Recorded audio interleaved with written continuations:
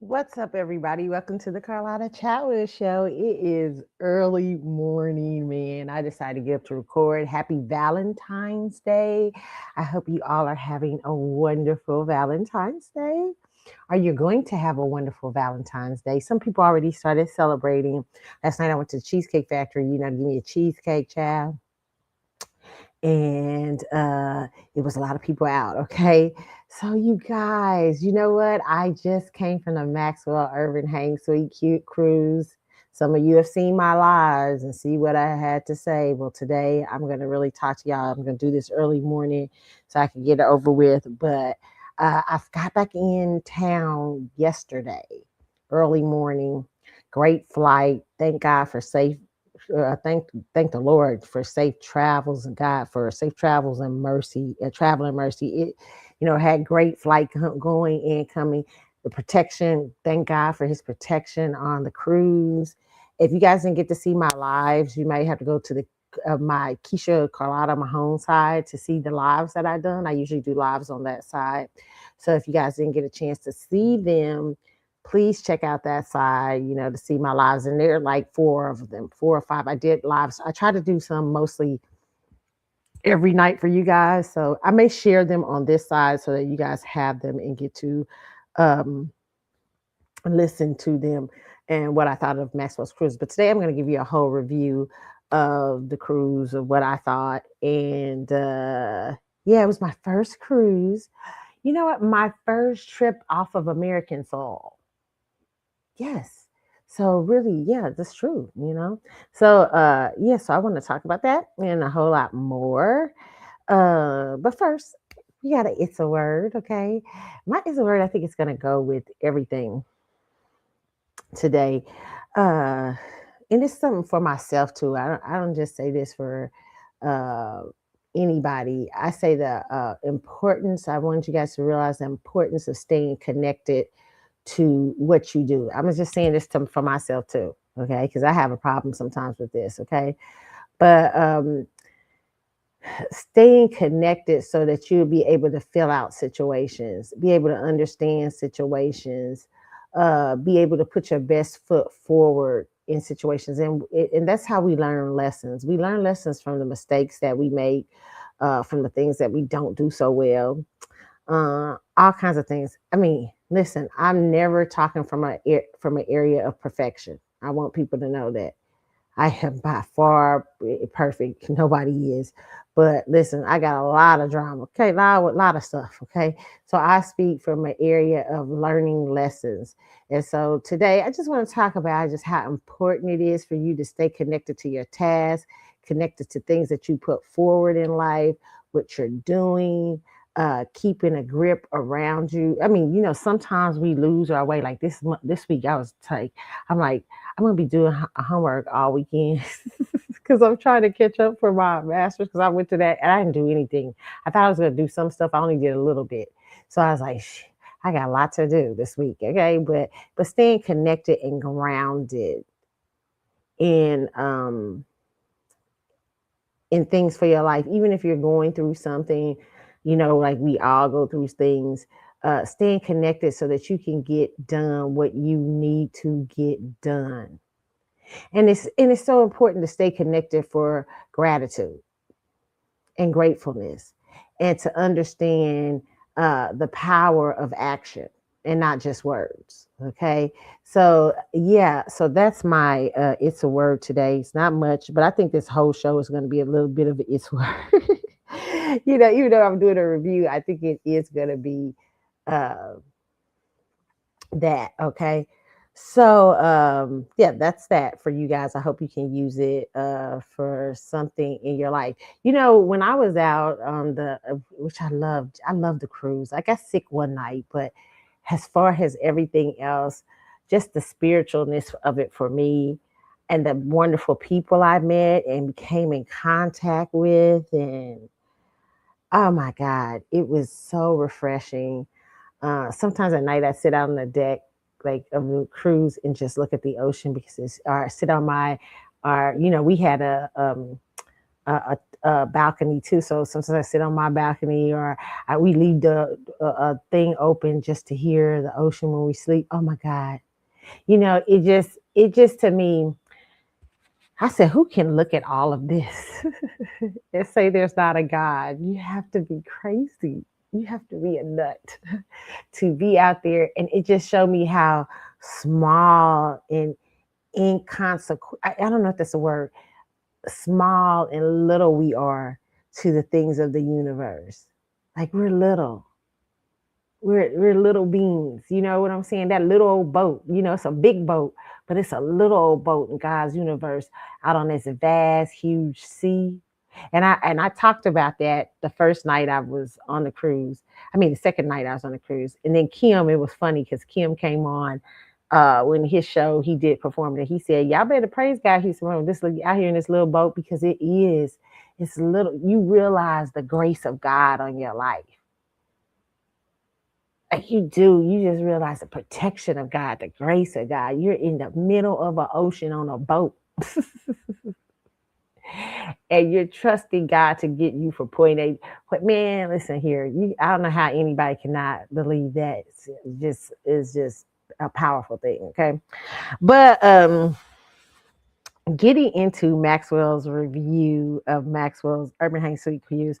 Okay, so I got in Miami like a day before, and I got to see a little bit of Miami. I have always, when I was young, I loved Miami.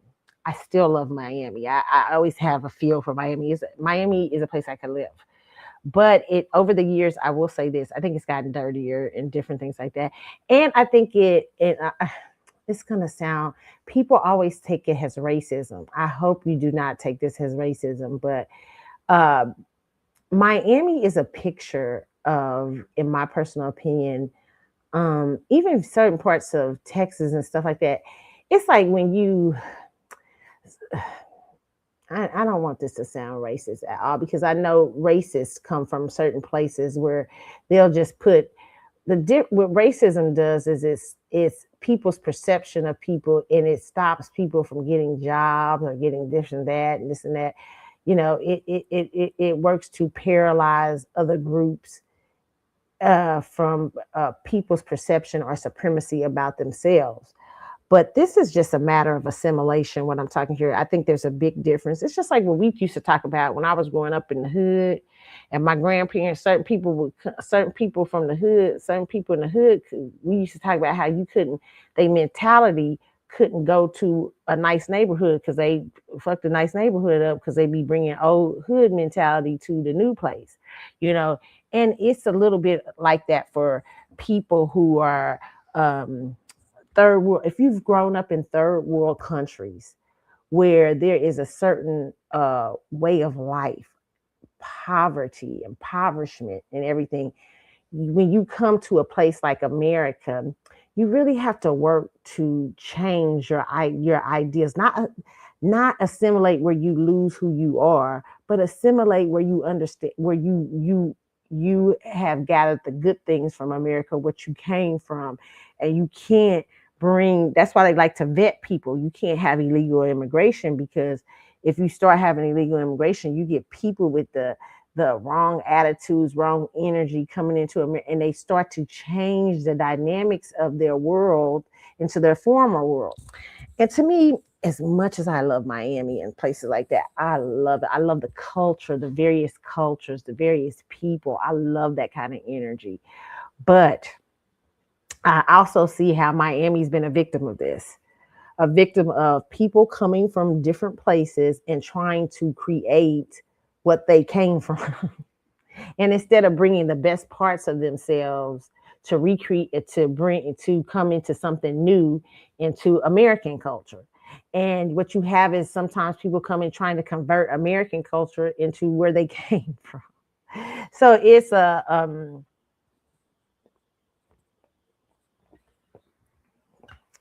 a very interesting thing. And I see what Donald Trump, I can't lie, even if I don't like certain things Donald Trump does. Black people, what I'll say to this, we're sensitive to those type of things because of what racism has done to us. Black culture in America, Black American culture in America is really the true really forms of American culture is rooted in Black Americanism, because Black Americanism was stripped from its cultures, various cultures in Africa, and had to rebuild a new culture in America, had to assimilate in some ways to white supremacy, other things, ugly, you know what I'm saying? And had to assimilate to a new way of living, because not all parts of European culture was considered bad. And we're part of the European culture because of the mass rapes and things that went on. Black Americans are a mix of things, right?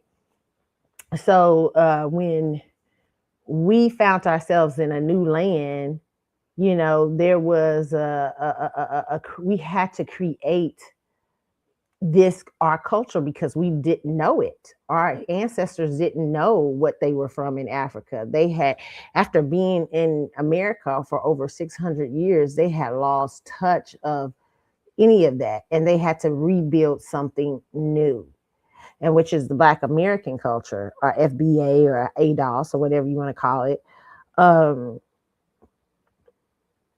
And we're sensitive because white supremacy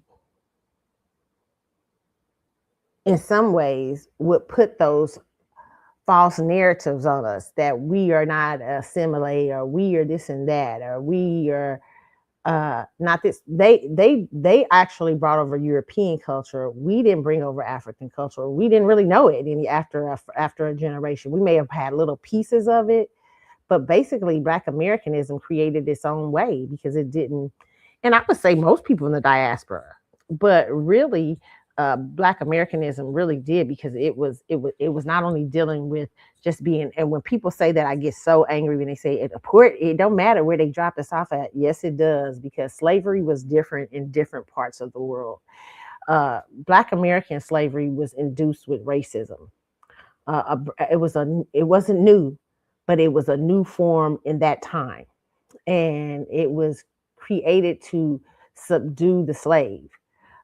Telling them they're 3/5 human, telling them their color, it makes them less than. This was started in the Americas to subdue slaves. Okay, so it was not only a enslavement of a group of people and chattel slavery, but it was also mental torture. And what happened is racism makes its new debut, because it's not new, but it makes a new debut in the American culture, and then it spreads. That was pretty much susceptible to American culture when slavery introduces, when chattel slavery is introduced, and racism in the new world and in the new age of that time was introduced in American culture, and then it spread other places. But American culture, or the American slave, went through a very different torture gate, right?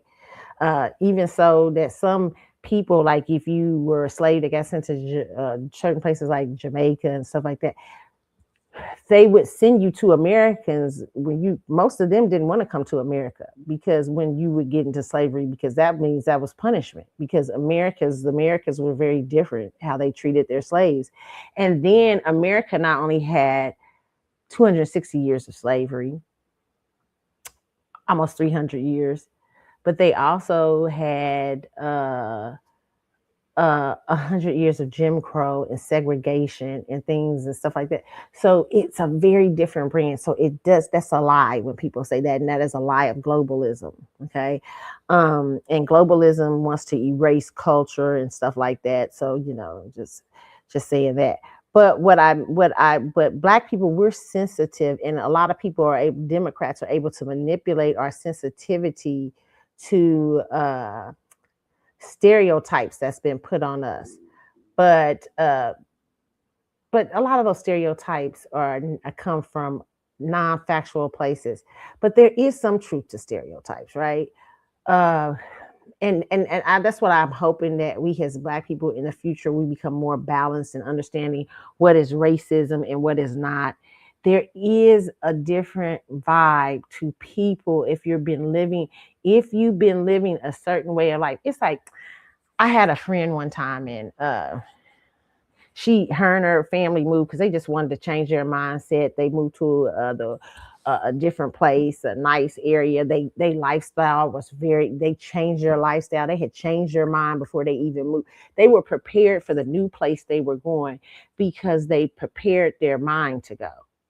They already was like, hey, we want to get out of this. We got too much drama with family, too much drama with this. We do not want to live the same way. And so they moved to this place, and they've been there for a while, doing real well, adjusting to the new place, adjusting to the people and their neighbors and stuff like that, doing fine. One of their relatives, excuse me, y'all, I'm drinking, who was very troubled, wanted to move where they were. And my friend was like, I'm concerned about that because she's drama, and I'm not sure if she's changed her mindset and everything, it's gonna put us in mess. And they wanted to help her because, but I said, girl, I told her, she asked me my opinion. I said, don't do it because um, you need to see if her mindset is really changed, because what she's gonna do is get down there and start doing the same thing. My friend was like, yeah, but she was concerned. She was trying to get her out of this bad situation. And she often was abused by males and different things like that. And so my friend reached out to help. And almost 6 months later, my friend's family was going through all kind of mess. Why? Because when she came to the new place where they were living, they trying to help her get her life together. And for a minute, she did. But what did she do? She hadn't got her mind together regarding relationships and everything. And she met a guy, another abuser, who was 10 times worse than the other abuser. Harassment, all kind of stuff. And they had her living with them. So they had put their family in danger because she can't stop being around abusers. She can't close her legs up enough to leave to get some healing. You know what I'm saying? And all she did was brought drama. She brought drama for, like, they had to send her back. That's how much drama, because her mindset really wasn't changed. She didn't come down there with the idea to help. She just wanted temporary help. And so she brought the same drama, the same trauma from that place to that place. It didn't change. And so what I'm saying about that is what I'm noticing, and what I noticed about Miami's a picture of what happens, just to my personal opinion. And I'm not saying that's a lot of illegal immigrants, but a lot of people say that they have high numbers. But Miami is a picture to me, a little bit, just a smidge, of what happens when people don't bring sometimes. Now, sometimes I think people are brought the best part of their cultures to those places, but it's what happens when people don't change their mindset. And the globalists will take advantage of that because they love third world energy and ideas, because they can rule over third world. You gotta realize the mindset of global elites who like third world countries and stuff. They like to live nice and lavishly, but keep people oppressed. And so people bring their oppression into a place that is free, and they start to live oppressed. It's just like Black people. We had the same problem as Black Americans. We sometimes bring our oppression in new places. And so it is and it causes those areas to really take a hit. And to me, I remember Miami from when I used to go in the 90s and stuff like that, in the early 2000s. It was much different. I mean, it was not that it was not that it was all that. I mean, it was nice still, but to me, it's just gotten a lot more dirty, or a lot more this and that, a lot more. And I think that's the influctuation in some senses. And please don't take this as racist, because it's not. It's a study on when people come from different places, especially third world, and even some people who have been who are illegal immigrants, who come and they don't change their mindset towards the American way of living. Yes, you bring your culture, you bring who you are, you bring the best parts of yourself, but you also now you want to assimilate that into the best parts of American culture, because American culture also has its bad things like racism and stuff like that. But you bring your best self into those places. But what happens a lot of times is people move and bring their same self. And so, yeah, I went around. I took a lot. I took a Uber. I went across town. I went in different places in Miami while I was there. I went to the mall, stuff like that, just to see the set, the minds, and just to see. Very still American, is very much American, but very much I can see the you can see in certain parts the lack of assimilation in certain cultures. So what is Donald Trump? It made me think spiritually about what Donald Trump is. And most people don't think about spiritually what somebody is, even if you don't like their mindset, even if they have racist, or they're supporting racist ideas and stuff like that. Donald Trump is a corrector. And correctors are often not well liked. You know, they come in, like if you're coming in to correct something, sometimes it's because something has gone too far. The pendulum has swung too far to the left or too far to the right, and a strict person comes in and begins to restrict the culture because you've taken advantage of your lack of you know what I'm saying, your lack of you've taken advantage of your freedom. And so often once you've taken advantage of your freedom, people come in to restrict it so they can get you back into, so you can appreciate it again and stuff like that. Donald Trump has changed a lot of things. He's giving people a couple years to learn English. I mean, he's like, I'm not gonna. You're not. This is a American culture. You're not gonna turn it into. This is. I'm an American, and I'm in Miami, and I had Uber drivers that could barely speak English.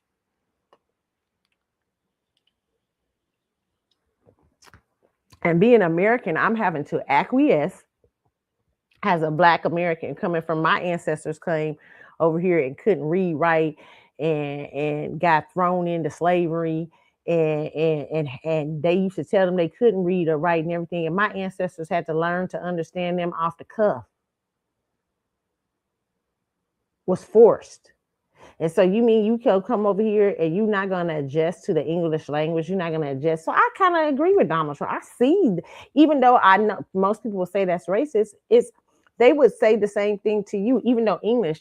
Let me tell you why English, because the Western world is so huge and the Western world brings so much money to the other worlds. That's why sometimes English is over other cultures learn English and stuff, because because of the mighty dollar, right? And so, but every place that Americans go, when I was in the Dominican Republic, some people didn't understand, and I knew a little bit of Spanish, so I talked to them a little bit of Spanish that I knew. Some people didn't know. I knew a little. I mean, I used to know Spanish really well, which it made me realize. I said I better get my Spanish back together and stuff like that. But I was able to remember enough to talk to some people, but some people, but most of them knew English because of the American culture has been so dominant throughout the world, right? But when there have been certain politicians in America who have been overly sensitive to what they perceived as racism. Certain things is not racism. Saying you have to learn English is not racism. Okay, that's not racism. Most countries, if you're in the other country, if you're in a certain country, it doesn't mean that Americans aren't respectful of knowing Spanish and all those things. It's just it's going to be tougher. We shouldn't acquiesce our culture to make you to make you. We can't. We're not Mexico. Even though we do some things here to help the immigrant, till they do learn or they do get better at speaking English, or help it be better. But we've gone too far where now Americans are uncomfortable that they can't understand certain things in their own country. And so Donald Trump is coming in now being the restrictor, being over the top. And that's usually what you have to do to gain back balance spiritually. Okay. So to me, I saw why Donald Trump, the advent of how Donald Trump comes to where he's come to. And it reminded me, I'm wondering, and it makes me think about the age of globalism. What is America going to be in the age of globalism? Is America going to be more of a participant at some point in the age of globalism, or is America going to become very isolated because America wants to maintain, even though America is not perfect and has its problems with racism and everything else, and has taken advantage of those third world nations and their ideas of impoverished and their lack of wanting to come out of poverty and impoverishment and stuff like that. America has its own drama with that, but is America going to protect its sense of ideas and its freedoms and become more isolated to globalism because of the influence of trying to change America into other thoughts? It's going to be interesting. And Miami reminded me of all of that, politically, uh, spiritually, mentally, everything. It's going to be interesting. Now, at some point, we know if you're a Christian, globalism is eventually one day going to take its hold, and that's going to be what some people would call the beginning of the end.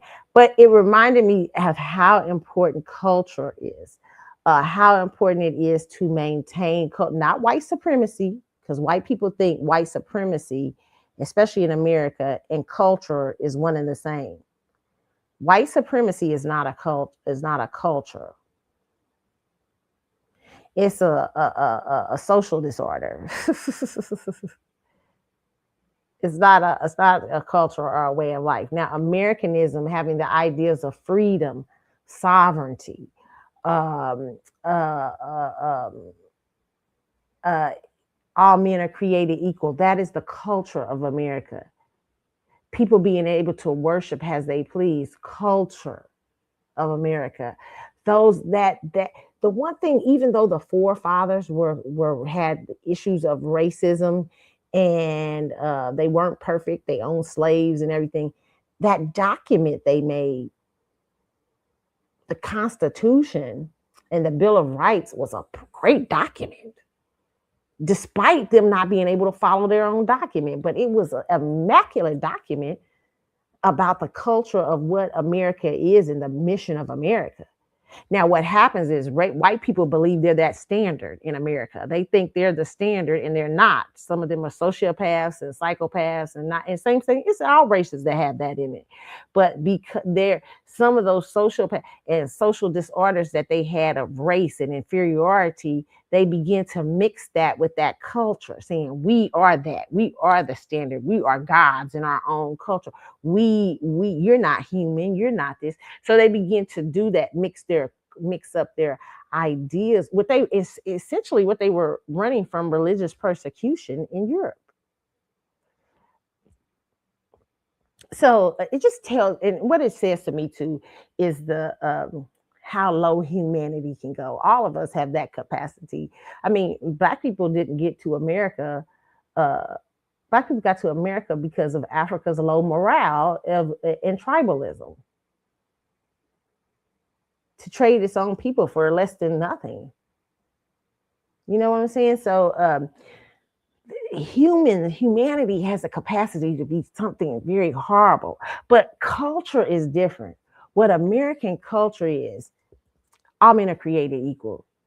We hold these truths to be self-evident, that all men are created equal. All men, you have the right to worship as you please, even though America is predominantly prides itself and roots itself in Christianity, because a lot of Christians established that running from Europe, and you understand that that's why.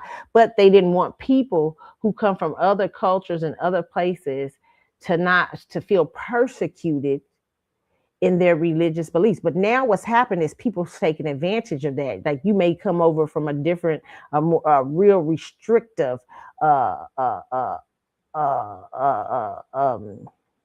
religious culture, that your religious culture in your place is religious and has a sense of persecution to it. And then you try to bring that over to America and say, well, that's my religious freedom. No, it's not, because America doesn't believe in persecution. Your religion can't persecute. Your religion you can't kill people. That's not racism to tell you can't do that. But people will try to use that, okay? And people have used that, and there have been politicians who've acquiesced to that mess. And so now Donald Trump is coming in and says, nope, nope, nope. And also bringing that mixture of culture. That's going to have to be corrected too. White supremacy in that too. Okay. But I will just say that what people have to keep in mind is white supremacy is very different than culture. And that that wonderful document those men made. Those men made a wonderful document. And it's all about America's idea of democracy and freedom. Often, such a powerful doctrine that smart and brilliant men like Dr. King, Malcolm, Frederick Douglass used it to put up in the faces of racism and white supremacy that you can't uphold your own document. So it's not that it wasn't a brilliant document. I think what happens with Black people is we begin to tear down the Constitution sometimes because we see it coming from imperfect men. We're all imperfect. When we see a document, we're imperfect. But that doesn't mean that these men didn't create a great document and a great mission for the American culture. Right. So that's what I think the difference that we have to see. But that's my little take on how I saw Miami when I was there. To me, it looks like a picture. And I always try to fill out a place, and feel what I'm feeling. And to me, it's a picture of all those energies coming together that I just spoke of. Okay. So it's just very interesting. And it made me understand what Donald Trump is at this time in this culture, whether good or bad, whatever you like. But I do feel like he's a corrector in that. And correctors sometimes can be not good sometimes because it means you went too far and restriction comes, It's just like when your mama and daddy told you have freedom to do different things and you take advantage of your mama and daddy. You say, you keep doing when you're a kid, you be like, you have freedom to stay out till 10 o'clock, but you kept coming in at 10:35, 10:45 and stuff like that. And then your mama and daddy get real strict and say, well, now since you gonna not listen to me and not take your freedoms for granted, you come in here at 8 o'clock every night. And you're like, what? They become more strict. Because it trying to balance you out, trying to stop you from being taking for granted the system. And I think that's what's happened with Americans. Americans have taken advantage and taken for granted systems. And Black Americanism has been placed on other cultures. Black Americanism, racism, where things haven't always been racism, but other cultures, not all the time. Sometimes there's been racism there, but a lot of times, a lot of cultures will come in and attach themselves to the Black American justice claim. Like I heard some man online the other day talking about Black and brown people, we in this together. No, we're not. We have very different cultures, and brown people were treated very different. As a matter of fact, during segregation, segregation, a lot of Hispanics didn't speak up for Black people. They was coming over. They was able to get that. They may have had a different form of things coming after them, like race, but they didn't. Sometimes they participated in racism. So we're not the same. But what Democrats have done is use the Black American justice claim because some cultures have felt slighted because of white supremacy. White supremacy tends to slight every culture, but because some cultures have felt a little slighted or a little this, what they've done is taken the Black American justice claim and used it for everybody when it's not the same. Those people have not been through the same things that the Black American culture is, but we've used that thing and painted over everyone. And it's just unfortunate and it's crazy. Okay. But, yeah, so those are pictures of some of the things I'm seeing. And that's interesting. So that was my first thing in Miami. Let me get to the cruise itself. The next day in the morning, I had a 9:30 appointment to get to the cruise, to check in and everything like that. Got there. And I thought I was going to be late, right? I got there about 5 minutes before time, and there's a line on both sides of the building. They're not letting anybody inside. People are outside waiting for like an hour and a half to get in the building. Our appointments were at 9:30. Some people had been there since 7. Their appointment was at 7:30 to check in on the boat. that was bad. And they were saying that, and the rumor was that the staff kept telling us that they were short staffing, but that's no reason to keep people outside in the cold, especially when people are going on a cruise. You don't want people to get sick, so or you give them any chances or opportunity. And they didn't tend to know what side was on what side. It was kind of crazy. And that was to me one of the hiccups that Norwegian had. They were changing boats this year. They went from the Pearl to the Joy. Um, what I would say for people in general, for Maxwell's people, anybody who knows some people say, "Oh, don't let the artist deal with the little stuff." Okay, I go for that. Uh, for his people who call yourself, knowing what you're doing and everything like that. My personal opinion is that you need to have somebody run through that. You need to have someone in your staff, or either hire, like I said on one of my lives, hire fans. Like people hire secret shoppers. Secret shoppers are very good, tend to be very valuable to organizations who are selling things. Secret shoppers come in and be able to see the flaws in service and things that people have. They can see that. They can see, oh, well, the people didn't greet me when I come in the door. Maybe that's why you're losing money with this, or maybe you this and that. So secret shoppers can be very valuable to groups. So I would say that Maxwell has a big fan base that tends to follow him from city to city. Hire some of those fans to be the eyes and ears of what goes on there. If your staff is not big enough that they can do a run through to see what's going on, it would be wonderful to hire some of your fan base to be secret shoppers to Norwegian, secret shoppers to Rose Tours, even has their booking, booking, the process of booking, even though to me the process of booking was smooth. Rose Tours was not a problem from my point of view. Now I don't know what they are to Maxwell and them, but from my point of view, as a person, the booking was very easy. You could change your dates if you needed to. They made it very easy to do. They were always accessible as far as when you call them and things like that. I mean, listen, I didn't see I don't see problems on that end. Okay. So I don't know. I did see problems with the drink package though. Okay. Like if you're going to have a roommate, and which I'm going to talk about that in a minute. If you're going to no, we can talk about that now. When you book, what we found out about, that like one roommate when you have a roommate program, you have a roommate program for strangers, but me and my roommate happen to know each other. But they have a roommate program where strangers could book and become roommates and save themselves some money on Maxwell Cruises. Well, everybody doesn't drink. You shouldn't make both groups have to buy an alcoholic package. I didn't need to buy an alcoholic package. Why? And you know what? I didn't drink the whole time I was there. I thought I was going to have a drink, but I didn't drink at all.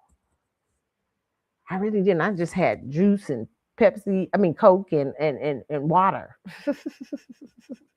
I really didn't drink much because I didn't really feel it. So, so the drink package wouldn't have done me no good. And I really questioned my Coca-Cola package, but that's a different story. But I do think they should let that be. They should charter, when you have that kind of thing, know that one roommate may not want an alcoholic package if they don't know each other, and one roommate might. So Norwegian needs to find a better mindset when it comes to that. Norwegian or Maxwell's people.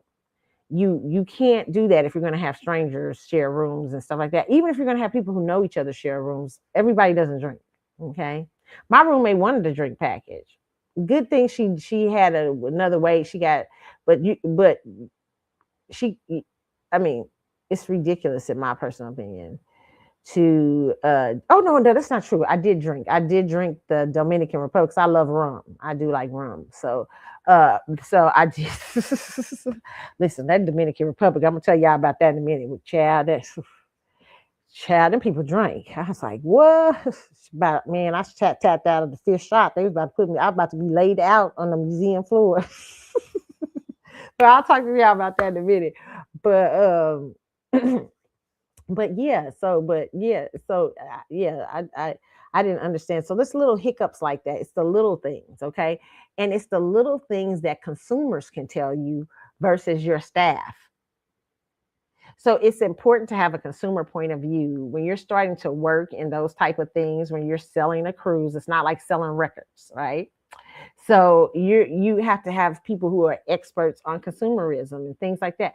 I am never for people doing bare minimum in certain places. And the reason why I say bare minimum only works for a little bit.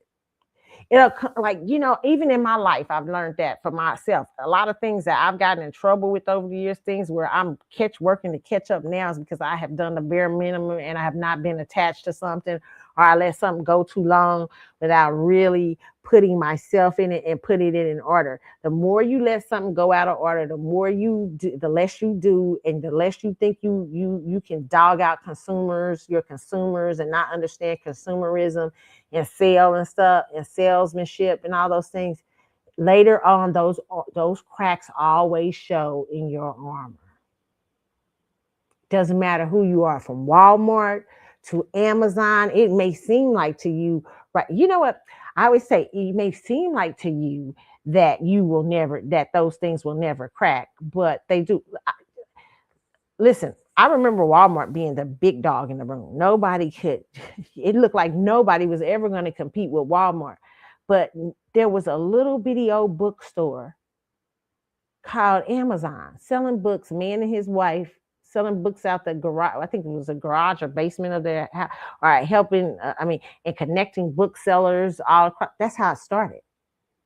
But what Amazon found out was the future. One of the things Amazon understood about consumers and the consumer base that Walmart had lost touch with. And people's like, nobody will be able to ever touch Walmart. Oh, these people, Jeff Bezos and his wife, were able to, because what they found out is that the future is shipping. The future is connecting all these sellers and consumers and people together to get the product to the consumer more easily and efficient, where it won't inconvenience the consumer. Almost the death of Walmart was almost the power of delivery. So Walmart had to get on it after they saw Amazon was way far ahead. And now Amazon, along with Walmart, is the big giant in the room. And if Amazon ignores anything about its customer base, and you start to see cracks in its thing, armor. When you start to ignore your customer base and you think you got so much money and you get so much this and that, trust me, there's another giant that's waiting to take your place. Same thing with tours and consumer. A lot of rock and roll stars and stuff get into these things and they don't understand what they're doing because they're trying to make money. They're trying to find ways to expand their brand in an era and in a day where people don't buy records anymore. So they're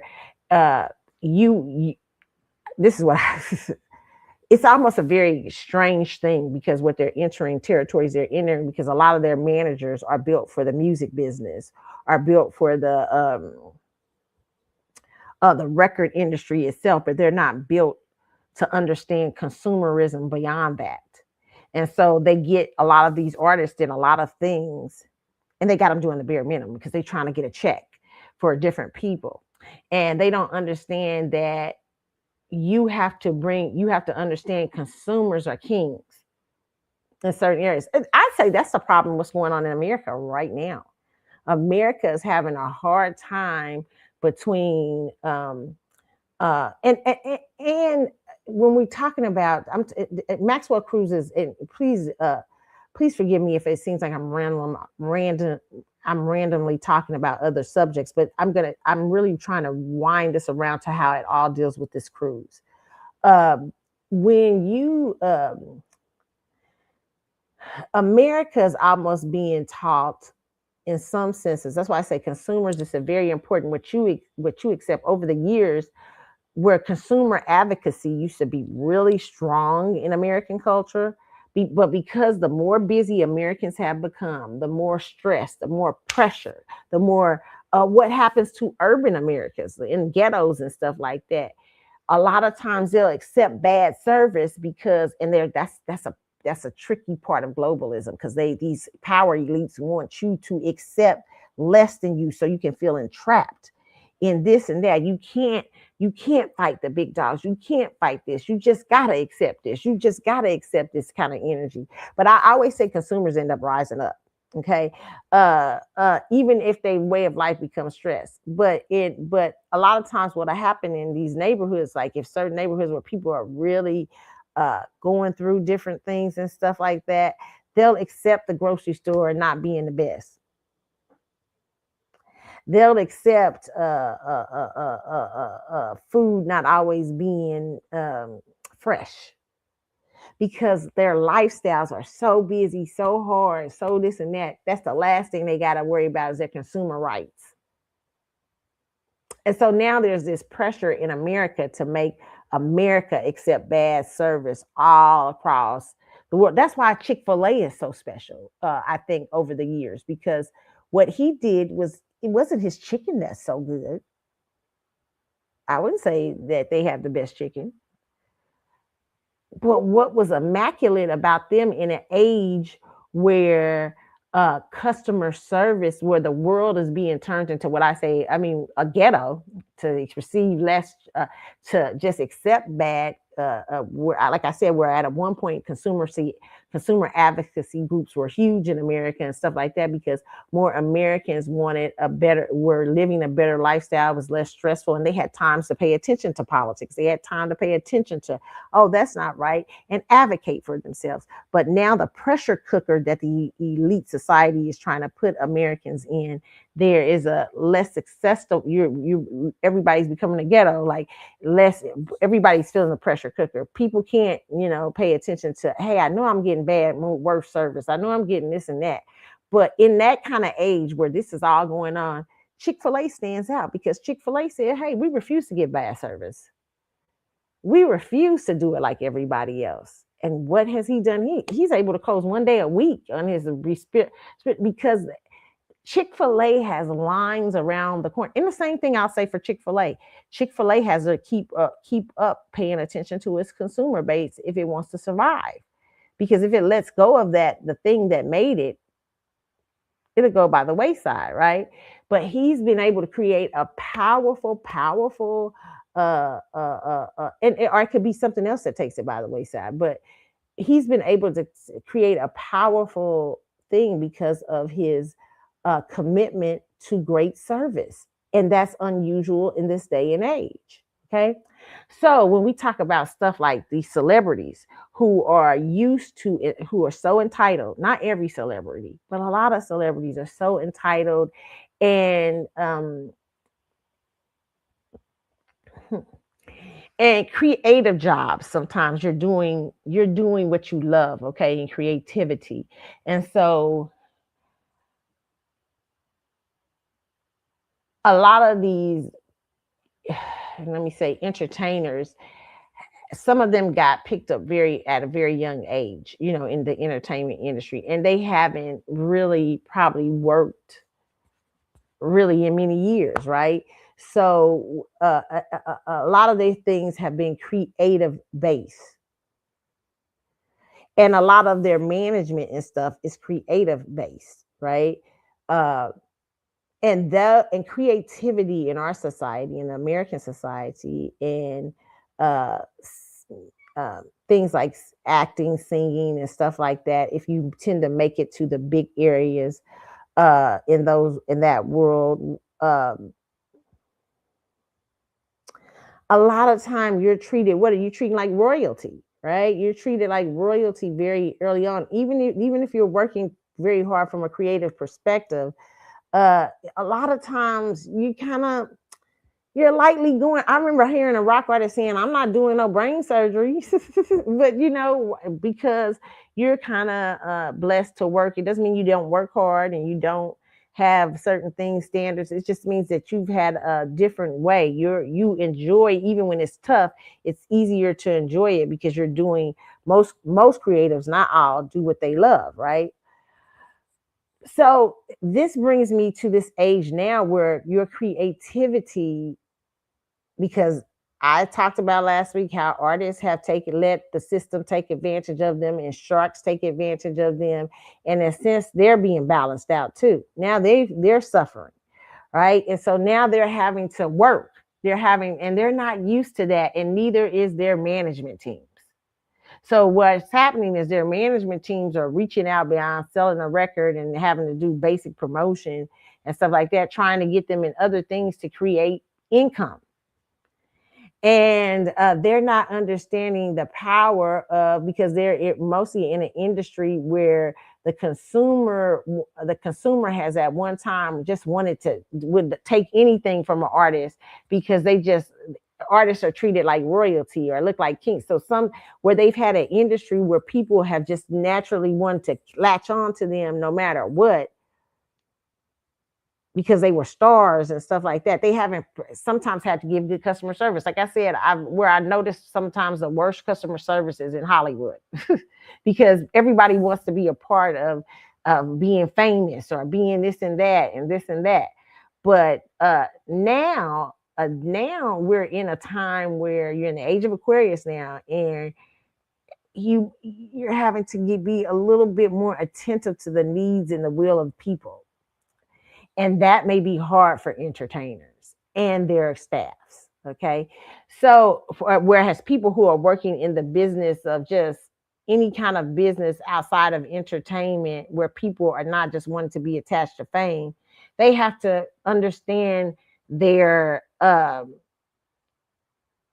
consumer base a little bit more, how to get them to buy from them and how to get them to do this and stuff. Yes, the entertainment world does that.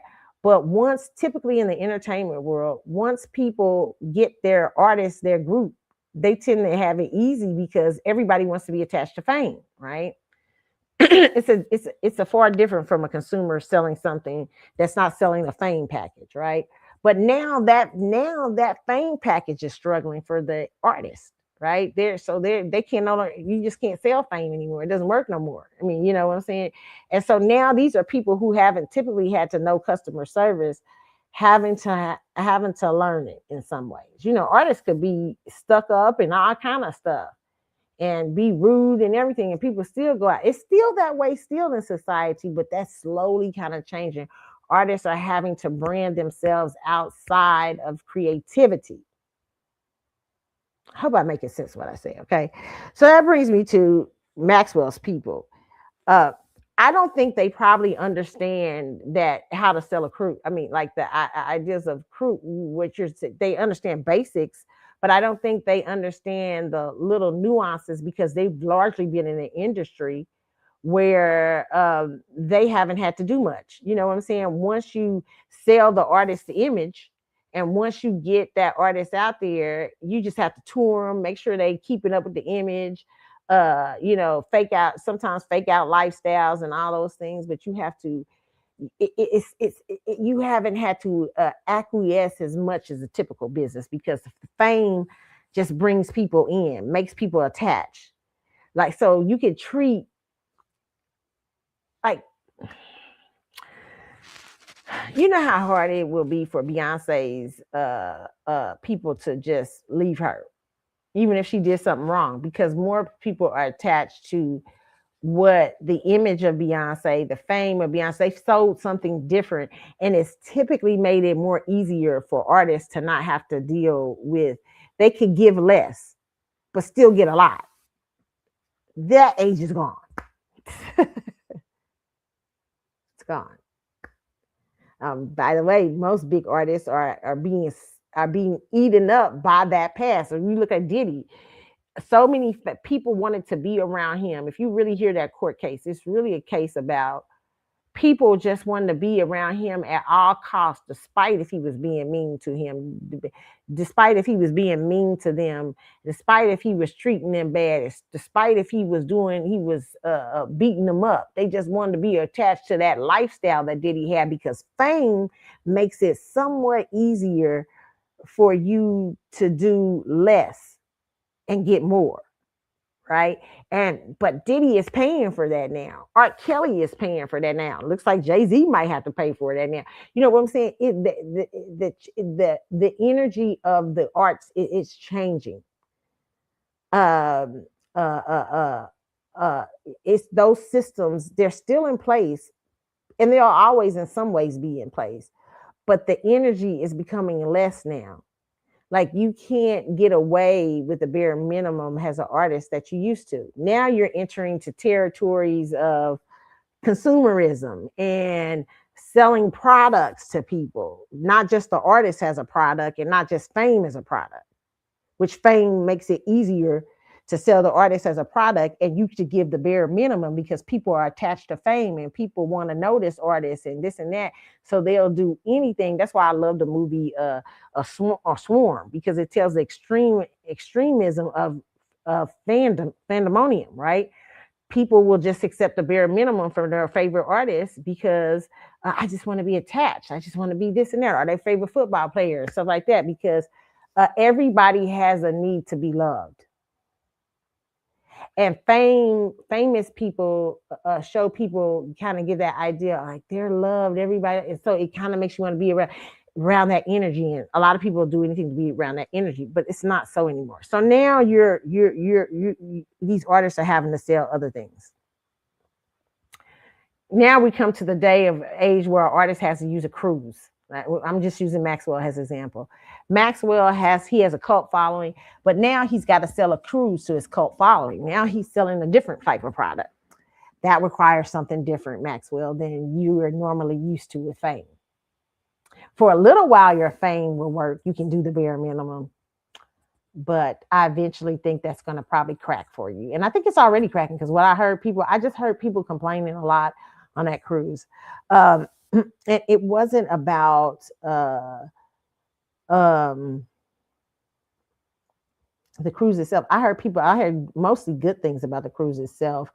There was those little hiccups, but that comes through, like I said, with your people understanding maybe you need to have somebody, your fan base, do a run through, and they come back and report to you guys at a certain time. You hire them like a secret shopper to say, this is how Rose Tours did. This is how, now you have to go to consumers who don't have fame to sell, don't have fame to help them make it easier, make the toll easy. Now you have to go to people who really have to do the hard work of salesmanship, right?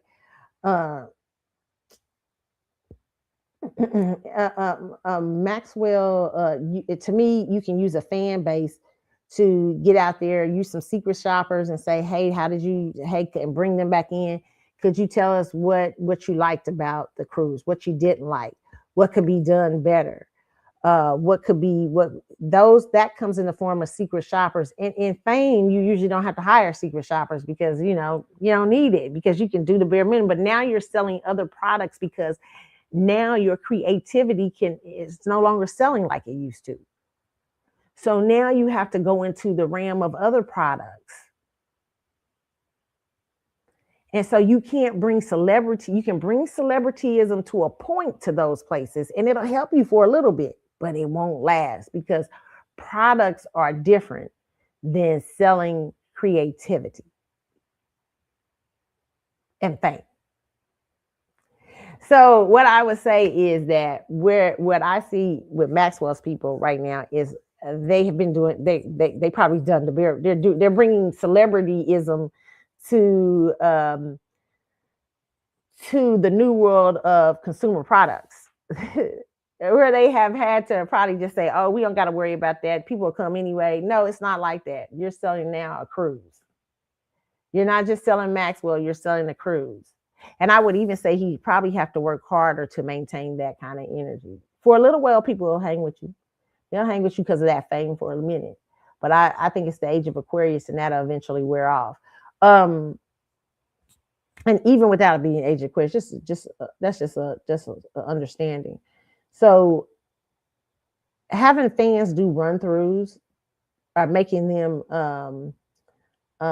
and some of them will probably do it for free for you, but I mean, well, who, I mean, I would say it'd be nice if you, most people hire in uh um shoppers, okay, to give them feedback. And it doesn't, and most people, when they hire mystery shoppers and stuff, they don't look at it as a loss. They look at it as an addition to their business because it's giving them information that they didn't have. See, you're not used to that in Fame. You used to, in Fame, they just put money behind the project and sell it. The person is sell it, but this is different, right? So now you're having a cruise here. So you had one of the things I'll say is you need to have people do run throughs of those systems, the Rose tour system, to see how smoothly they're running. You need to have people run through Norwegian from the beginning of getting on the boat to getting off the boat and seeing how they move, what the consumers are finding difficult, what they're finding easy, what they're finding not so easy, and stuff like that. And your staff has to be willing. It's no longer the Fame game. Now it's you're moving into a different product. You're selling, yes, you're still selling Maxwell, but you're selling a cruise. So you can't be in Maxwell mode trying to sell this cruise. You got to be in both modes, entertainment mode, but we also are selling a product now. And you can't do the bare minimum like you do in entertainment business. Like people just come as Maxwell. You can't do that. If you want to be successful for a long haul. I think Tom Joyner and people like that was able to do that back in the day because, again, that was celebrityism at its height. But Tom Joyner and them were very involved in their cruise too, also. But now the next step is, so those definitely check those systems. Those systems definitely need to be done better. And just that'll tell you if Norwegian is prepared when people get on a boat. Are the rooms prepared? Are they prepared quickly? How long does it take them to fix up the room? How long does it take them to do this? What I did like about it is when we got on the boat, I was able to, they had my bags already. They didn't. They had the bags in the hallway. They had one bag separated from the other bag, but yeah, that's all good. I got it. I caught it in time, but you was able to go up into your room even before they clean, they kind of let you move a little bit in by looking at the ship, trying to see where your room was and everything, even though they didn't show you, they weren't ready yet. But you want to do time them and see how quickly they can do things, and let your fan base should be able to let you know that, so you can know if there's going to be a wait on something like that. Does there have to be a wait that long, or how long should it be? Or preparing your consumers to understand that may be going on, okay? Because those were some of the complaints I heard too. But for the most part, I thought they were really good at that thing, and I thought they were fast in terms of, to me, in cleaning. No, I won't say fast. I say they were decent. They could have been faster, but that's something you and NCL could talk about if you had a person running through that. I don't know if they do. It doesn't seem like it from what I'm hearing. And so whoever's running this now for him may not know all these things because they've only been used to entertainment world and not selling product world, like a product besides an entertainer, which is kind of different. The next thing is the changing of the boat to from Pearl to Joy. What I heard about it is most people, and I talk to people. So most people I heard said they like the rooms, the bigger rooms in Pearl, but they love Joy more because they had more food available. Listen, the service was immaculate in terms of the restaurants you could choose from. The buffet was great. And what I loved about the buffet is that I love that you could, when during concerts, the buffet was right off the place where the concerts was being held. So you can go in there and get you some food, bring it back outside and eat. I love that. And then I thought they were great at service as far as coming around and saying, hey, can we get you drinks instead of you having to walk up to the bars and stuff like that. They were really efficient in having people in the audience. I mean, people going around selling drinks and stuff. I thought that was really good. Um, the NCL staff itself around the boat, like as far as cleaning, service at food places and everything, to me, they were immaculate. They were fun. They made it enjoyable. They were nice. They always were saying hi and smiling and stuff, and always ready to help you if you didn't know where to go or something like that. Oh my God, they were great. I'm not gonna lie. I didn't run into too much bad stuff. You've seen some people tired, but not too many of them. They really did a phenomenal job in that time, in terms of that, in my personal opinion, and being available to you to help. I think they were great. I think and people told me the service on this boat was way better than it was the Pearl.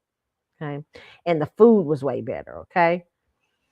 So thus one thing, and there was more to do on this boat. People said a lot more to do. Okay. So that is what I picked up from most people talking to them that had been on the cruise before and that could compare it. Okay. A lot of people was well pleased. They weren't pleased with the room size, but they were pleased with everything else. Okay. Um,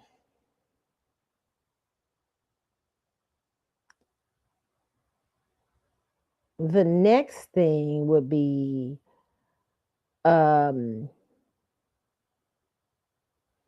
the package deals. Like you can have listen, I will say this, the NCL had I love the wonderful package deals they had in terms of pictures and stuff like that. I even bought a couple of package deals.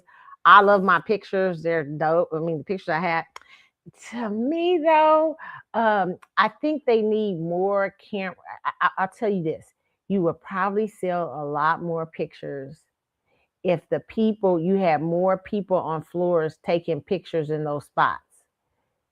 You need people. People were always catching me to take pictures because I was dressing elaborate. I did the all the theme nights, and I paid attention to the theme. Maxwell Sabor. If you're gonna have a theme, make sure you send those out months ahead of time. You're dealing with Black people, okay? You got to send. People ain't changing their outfits and stuff because you sent out a theme at the last month or so. You got to send out a theme 6 months in. Who are your people? You got to give people time to get their outfits and stuff together, because a cruise is expensive in and of itself, let alone trying to change your outfits for 70s night. I think people would participate in that stuff. They just need to know. And there was a lot of people that participated in 70s night. And then, you know what? Not only just giving them, and let me just go back to the things, not only just giving them the idea to participate in those nights, and maybe perhaps Norwegian will work with you in bringing in people who can, if the people wasn't able to get, maybe people who can sell things towards those theme nights and stuff too on the cruise. Maybe you can bring temporary booths or temporary salespeople in that can sell. Hey, if I'm having a 70s night, we have people who are selling little 70s gear or 70s glasses or something like that. You get what I'm saying? That's just an idea. I mean, you don't have to do that, but I'm just saying what would help though is you putting that out. If theme nights are important to you, you should put that out 6 months before the cruise and keep talking about it up to the cruise time. And give people examples of things they can wear so you get more of an elaborate feedback. Okay. I try to do a little bit of Carnival, some things I saw from Carnival, like Caribbean goddess stuff or something like that. So I was dressed elaborate for Caribbean night, but most people weren't dressing, probably because they didn't know what's Caribbean culture look like. What version of Caribbean culture can I dress like? So you should create, if themes are important to you, create a theme package or a theme newsletter ahead of time, telling people what they can do, where they can get outfits from, where they can get this from, or where they can get that. Or you know what I'm saying, or maybe making a newsletter and talking to the or something small, and that should be your social media person. Every social media person ain't birthday salad. You know what I'm saying? but a social media person can interview some of the best dressed fans and say, what did you do to get prepared for a theme night? Oh, well, you know what I did was I bought my outfit from Amazon, or I bought my outfit from this place, and I decided I was going to go as a flower shop. If you're going to dress for theme night, here's things you need to do, and stuff like that. Create a newsletter that is fun for your cruise. There's it. This it. God, I'm giving away these ideas for free. Shit. Yeah, like hire my ass. Okay, listen. Create a newsletter. Your social media guy should create a newsletter that talks about the cruise a year before, getting people prepared for the cruise. Hi, this is Maxwell Urban Hang Suite Cruise in 2027.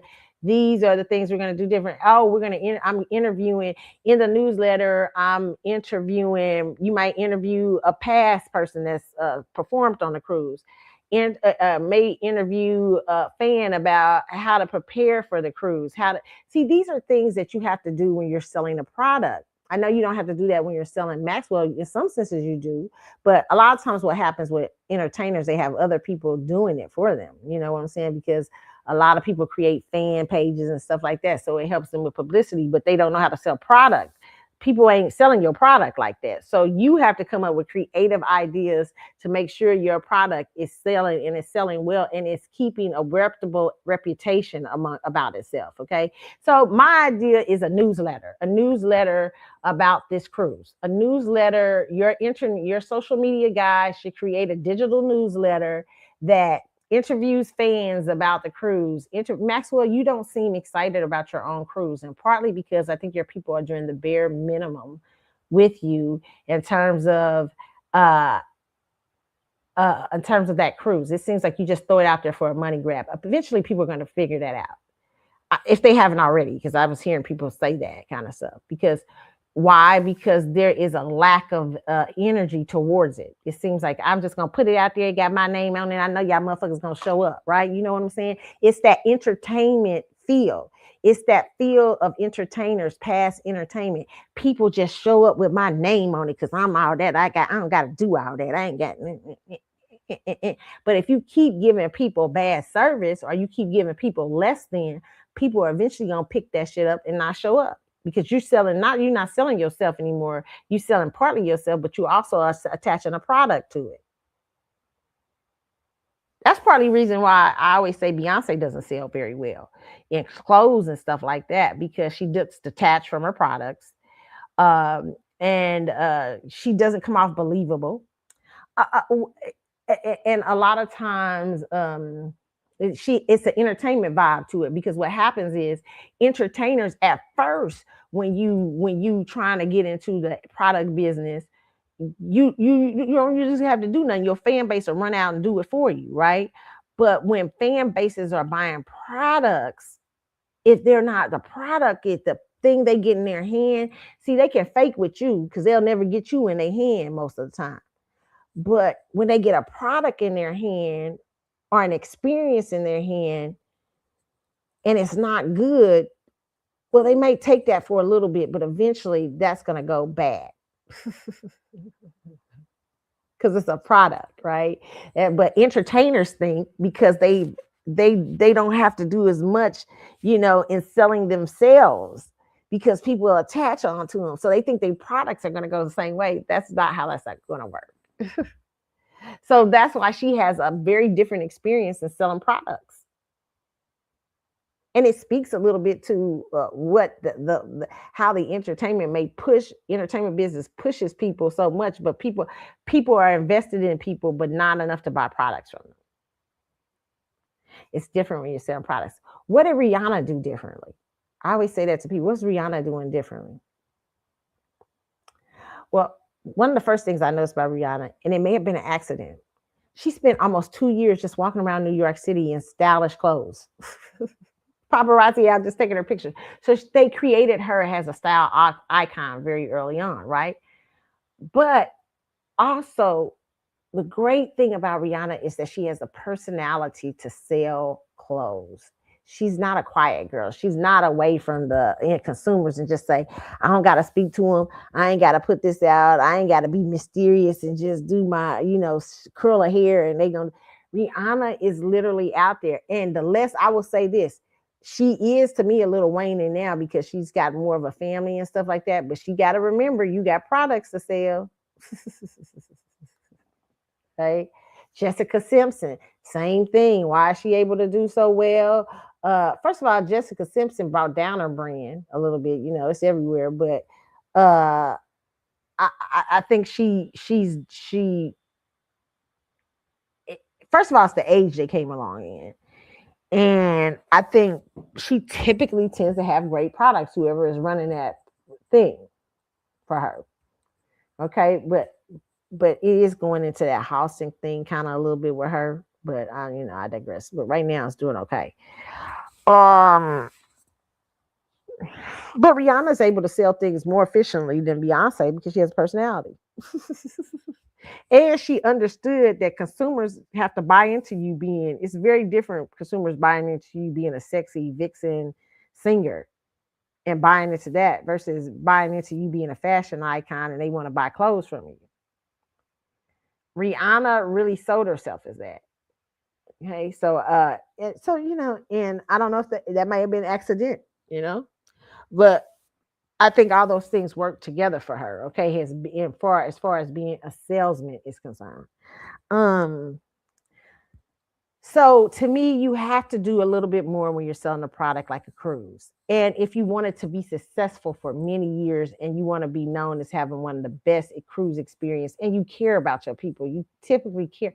You have to entertainers sometimes are like, yeah, I care, but I ain't got to do much. You usually don't have to. But I think nowadays you're going to have to do more. And a good, in my personal opinion, Maxwell, you've gotten away with selling this cruise word of mouth, but uh, now you have to do a lot more. Having your social media guy create a newsletter that not only interviews fans over the next several months about the cruise, preparation for the cruise, making the cruise a big thing. This is a big thing to me. I love the cruise. Or Max, what do you look for in the newsletter? What do you look for most about the cruise? What do you like to do? Or what does it, blah, blah, blah, blah, blah. You can't just, Maxwell, throw together a meet and greet. Like people can do meet and greets with you on at the tours, at your shows. I mean, that's not. You gotta be a. This is your. I can't stress enough. This is your party you're selling. What does a Maxwell party look like? Does the host disappear? I don't know. But how do you give parties and people still keep coming? I just think that's a bad deal. And so I'm going to get in that in a minute. But yes, Maxwell's Cruise, what it can do is work better at selling itself, selling its theme nights. If you're going to have theme nights, make sure you're making a big deal out of those theme nights. Hey, we talked to 5 of the best dressed people for theme nights last year, and we asked them what you have to do to have a perfect theme night. Hey, we talked to Carlotta. Carlotta, you dressed up as this and that. What did you do to come up with the perfect theme night? And where are good ideas for people to go, in your opinion, to get their outfits? Or this year we're gonna have blah blah blah night. What is your plans for this night? Making it the fan base, everybody feel connected to those things. A newsletter would be good for your Urban Hang Suite cruise. Okay, a newsletter, a digital newsletter. And you advertising it. You know what? I'll just tell you this. Can I say this? This sidebar. And I'm not saying this is Maxwell, okay? So just please don't think I'm saying this Maxwell. But a lot of times why you got entertainers drinking and drugging and doing all kind of crazy stuff because they're not doing enough. They really don't. I mean, they're really not busy. I mean, you know what I'm saying? Are they too busy? They're too stressed out. They're too this and that, and they're too busy doing a lot of nothing. Right? So much to the point, because I kept saying to myself, how was Diddy able to pull this shit off, like live a lifestyle like he was living, doing drugs, alcohol, all kind of things, and having your staff do drugs and alcohol allegedly, and having all this shit going on, having orgies and all this shit, and still being able to maintain business.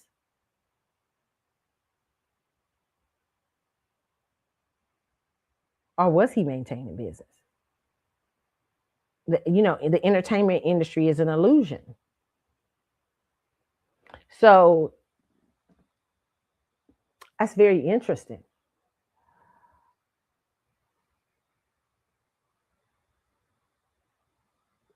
I just thought, like, how is that happening? How are you able to maintain? And what I see is what probably happened with Diddy was putting out a lot of mediocrity, and now it's caught up to him. He's in jail for time, putting just mediocrity after mediocrity and not putting the most in it. Ciroc he did because the Ciroc people he wasn't over that business. It was other people. He was just the face of that business, but he was not over that business. So they were able to run it more efficiently.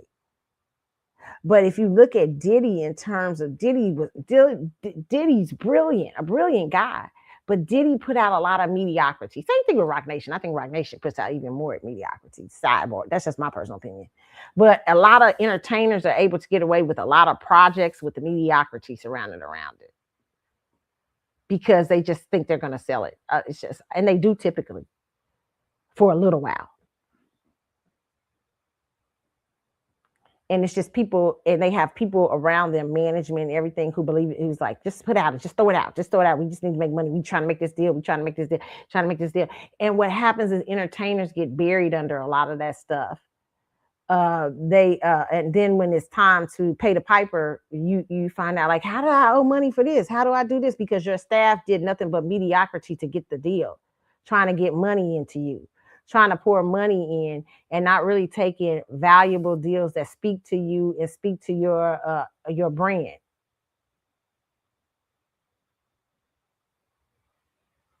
And because some artists in that entertainment world, not all artists, but a lot of artists have been allowed to check out by drinking, drugging, doing everything. I don't want to do none of that. Y'all stressing me out. No, they said, well, you shouldn't be in like I said, go to the donut shop and sing.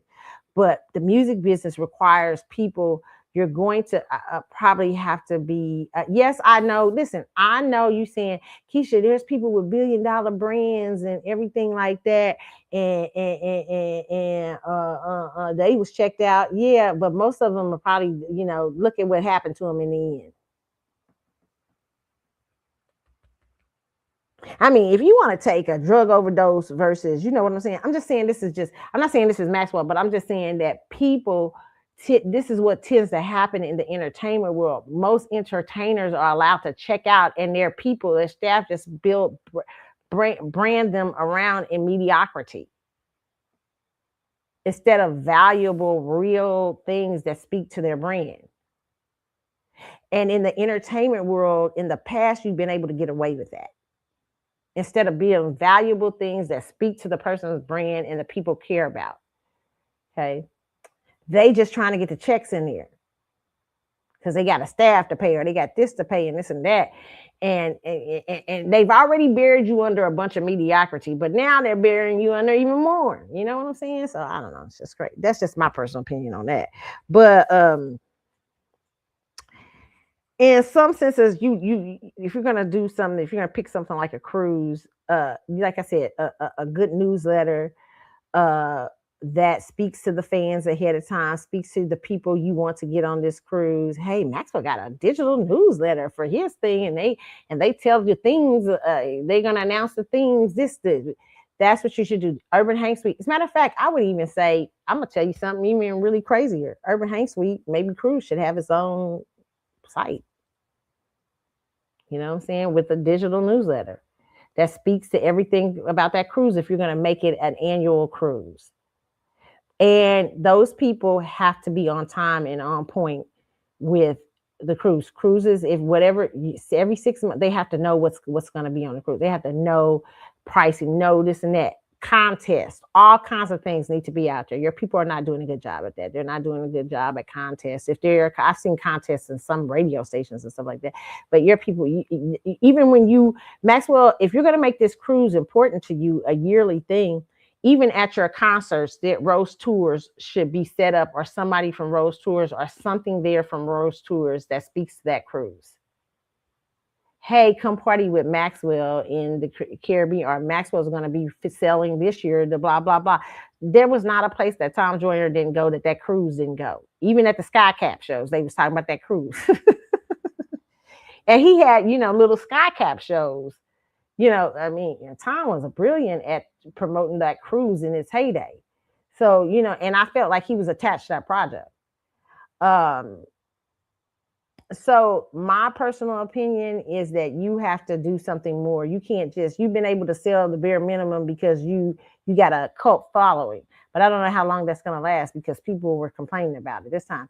And understanding, I think your people have not understand the age group they're dealing with. So that's important too. Okay. And that comes with newsletters, understanding the fan base, asking for feedback from the people who have been on the cruise, what you could do better, what you might not do better. Now, all consumers you can't listen to because consumers are complaining about anything if they get a chance, but you have to see what are legitimate consumer concerns. Okay. Um,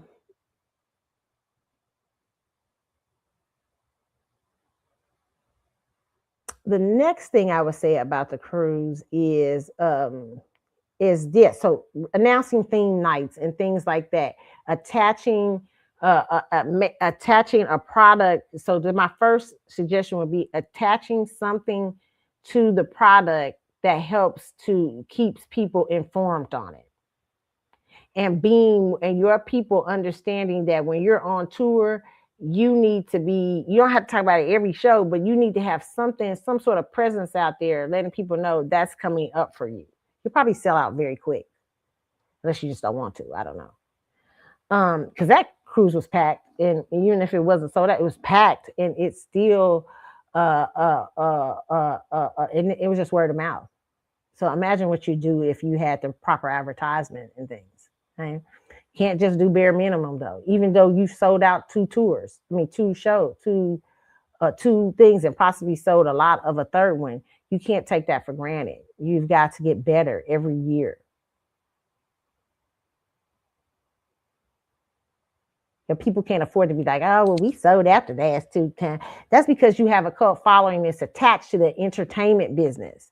But after a while, that cruise is going to stand on its own merits and not the entertainment shit.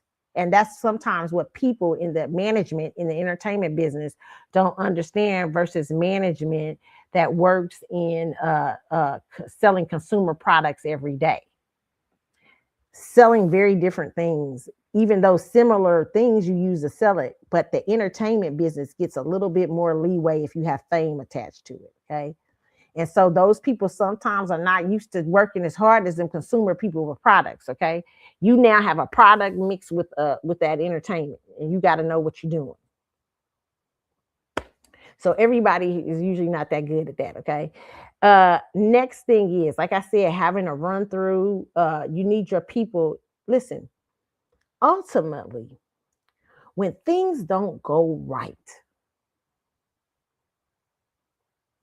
ultimately, whoever's in charge of that project, I used to love this on the Apprentice. I used to think the Apprentice was brilliant at this. I remember Donald Trump would call people into the room, and they would be all arguing, and he would love it. He's such a Gemini. They'd be arguing about, well, this is that. I remember one time, I forget who it was, but one of the people said, well, I put such and such in charge of that, and I expected them to do well at it. And he said, yeah. He said, Donald Trump was like, but did you oversee what they were doing? Did you make sure you just left them in charge of it? And he was like, they was like, yeah. And he said, because they were supposed to do that. He said, no, but the ultimate responsibility lies with you. And you didn't do a good job of overseeing them, making sure they were doing their job. You're fired. So I was like, oh, that's cold, right? But because he had hired somebody to do a job for him, and he wasn't overseeing them doing the job. Same thing for your people, Maxwell. There's no excuse. Rose Tours, NC Norwegian, none of them are at fault for what your people haven't done. Your people, it doesn't mean that you won't miss little things, you won't miss things and stuff like that. That's why it's about getting better every year to learn what you've missed. And there are sometimes you do have to change out Rose Tours. Maybe Rose is not doing a good job with it, but I don't see, you may have some other people if they had too much of a problem with Rose. I don't think there was much of a problem, in my personal opinion. But hey, maybe other people had some problems. But that's why you ask the whole you do feedback from the fan base. You may have after every cruise, you may have a feedback paper or something there people can go on, or on your digital newsletter for Urban Hang Suite that you're going to create. Hopefully, you will have thank you and thank me later. You will have a newsletter on there, something that people can give feedback to you about the cruise and what they experienced with Rose, so you can know if and that comes the fact that your person didn't do that or think that was important. The fact that they don't even think a newsletter is important tells me your people are inept. Is that the right word? Gotta all be saying stuff, but they're not. They don't know what they're doing. So I would say that's a problem. Yeah, they inept. They don't have any skill towards knowing that. They didn't think it was important to understand what if Rosewood is your problem. Because I've been hearing in the low that Maxwell's having a problem with NCL and Rosewood, but that's your person who you put in charge of that. Hey, man, why haven't you put anything out there to get feedback from those fans so that we can know how those fans are feeling about how Rose Tours? I keep calling people Rosewood. Rose Tours runs answers the phone, how they take their payments, how they do this and that. Oh well, I didn't think that was important. Well, it is. We've been doing this now for 3 years. I can understand the first year you're not getting it. What about the second year? So I start questioning that person who's been over getting those people, and in 3 years they haven't noticed problems with them. It's not Rose. It's you have to look at the interworkings. Like, man, wait a minute, Harry, we've been doing this for 3 years. Why haven't you seen what we need to do to get more feedback so we can understand if it's they the problem or you or something else?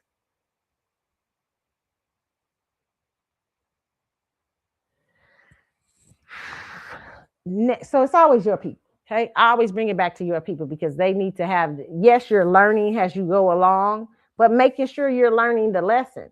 You've been doing this now for 3 years. So you should know if Rose Tours is functioning, and you should know if NCL is functioning. And if you're not knowing that, it's because somebody is dropping the ball in understanding and getting information from consumers.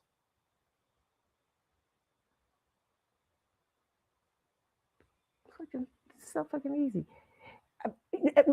And listen, I'm not dogging them saying that I'm just saying they have to learn the lessons. Everybody, whenever you put together a project or a party, like a special event, your first special event, like when I put together a big party, I might have learned something from that party. Oh, I shouldn't have did it. Like, I remember I put together a big birthday party for my husband, and one of the things I learned, it was like my second one I had done, and I was like, ooh, I didn't really pay attention to the caterer as much, and I was like, damn, I learned a lesson about the caterer because I was like, I just learned a lesson that I needed to be more faster and efficient in doing that type of thing. I was like, I didn't handle that well, but I handled other parts of it. Turned out really great. But there were other parts where I had to go back and look and say, yeah, I could have did that better. And I had to learn the lesson of that. Okay. I'm just using that for example, you know what I'm saying? Not saying, but I'm just saying you have to learn from your event what you did wrong. You can't blame Rose Tours and NCL. What have you done wrong? What did you not see with NCL? Why did you miss that with NCL? Why did you miss that with Rose Tours? You've been doing this cruise for 3 years. Are you learning the lessons? Okay, and to me, what I'm hearing is basic shit. Okay, people. Okay, and I'm also hearing that idea of the entertainment business that people think they can just leave it out there or they're gonna come anyway. You got to understand people's attitudes about what they think they're in. Okay. For me, what I learned about customer service, I always call homework my college. What I learned about customer service is consumers are always important. I don't give a fuck what you're doing. I don't care if you're an entertainer. If you think you entertainment to me is very lax on how they have treated their consumers. And that's why they're struggling right the fuck now. They have been entitled. They have been, yeah, I can, we can just put anything out and do anything. We just be creative. And they've lacked awareness of the consumer and what the consumer wants. And now it's affecting their business. Now they can't do what they used to do. Now they got to go into selling products and all kind of things because they dropped the ball. Entitlement, making them think they were kings and queens and all these things has really made them suffer. When it's always your fan base is important. I don't give a fuck what the record industry saying. The record industry got they got an investment in you. It's all right. It's good for you to go down sometimes with them. So they ain't got to put as much money in you, and they can go on to the next. They already got your catalog to make money. Listen, I'm just trying to say, customers are always important. It's never not a time when customers are not important. And I think the entertainment business has done a shitty job of taking care of its consumer. They've been entitled. And that's because that consumer in the entertainment business just wants to be attached to fame and sometimes will pay the extra money and do this. Oh, just because he's famous, I just want to be there. I like them no matter what. There's an infatuation with entertainers. So that's it. So that sometimes they've been able to get away bare minimum. But going back to Rose Tours and all that, the way that the social operation of that cruise, I'm not saying you got to be perfect, but I'm saying you should be learning lessons. And if you're still not the basic stuff, you're still not understanding the basic functions of who Rose is and who is, that should have been an understanding. NCL is, that should have been understanding after the first or second year.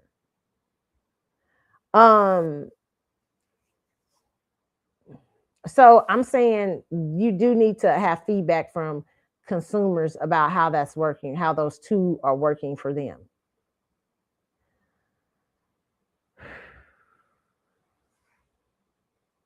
It's just my opinion. Next, and also walking around the venue. This is just a typical one because I know you got people who go to venues and stuff. I know usually what happens with artists, Live Nation takes care of those things because you promote. So Maxwell, now what you're doing is, let me just say this, you're entering into the promotion business, right? In some senses, because you're promoting artists. Okay.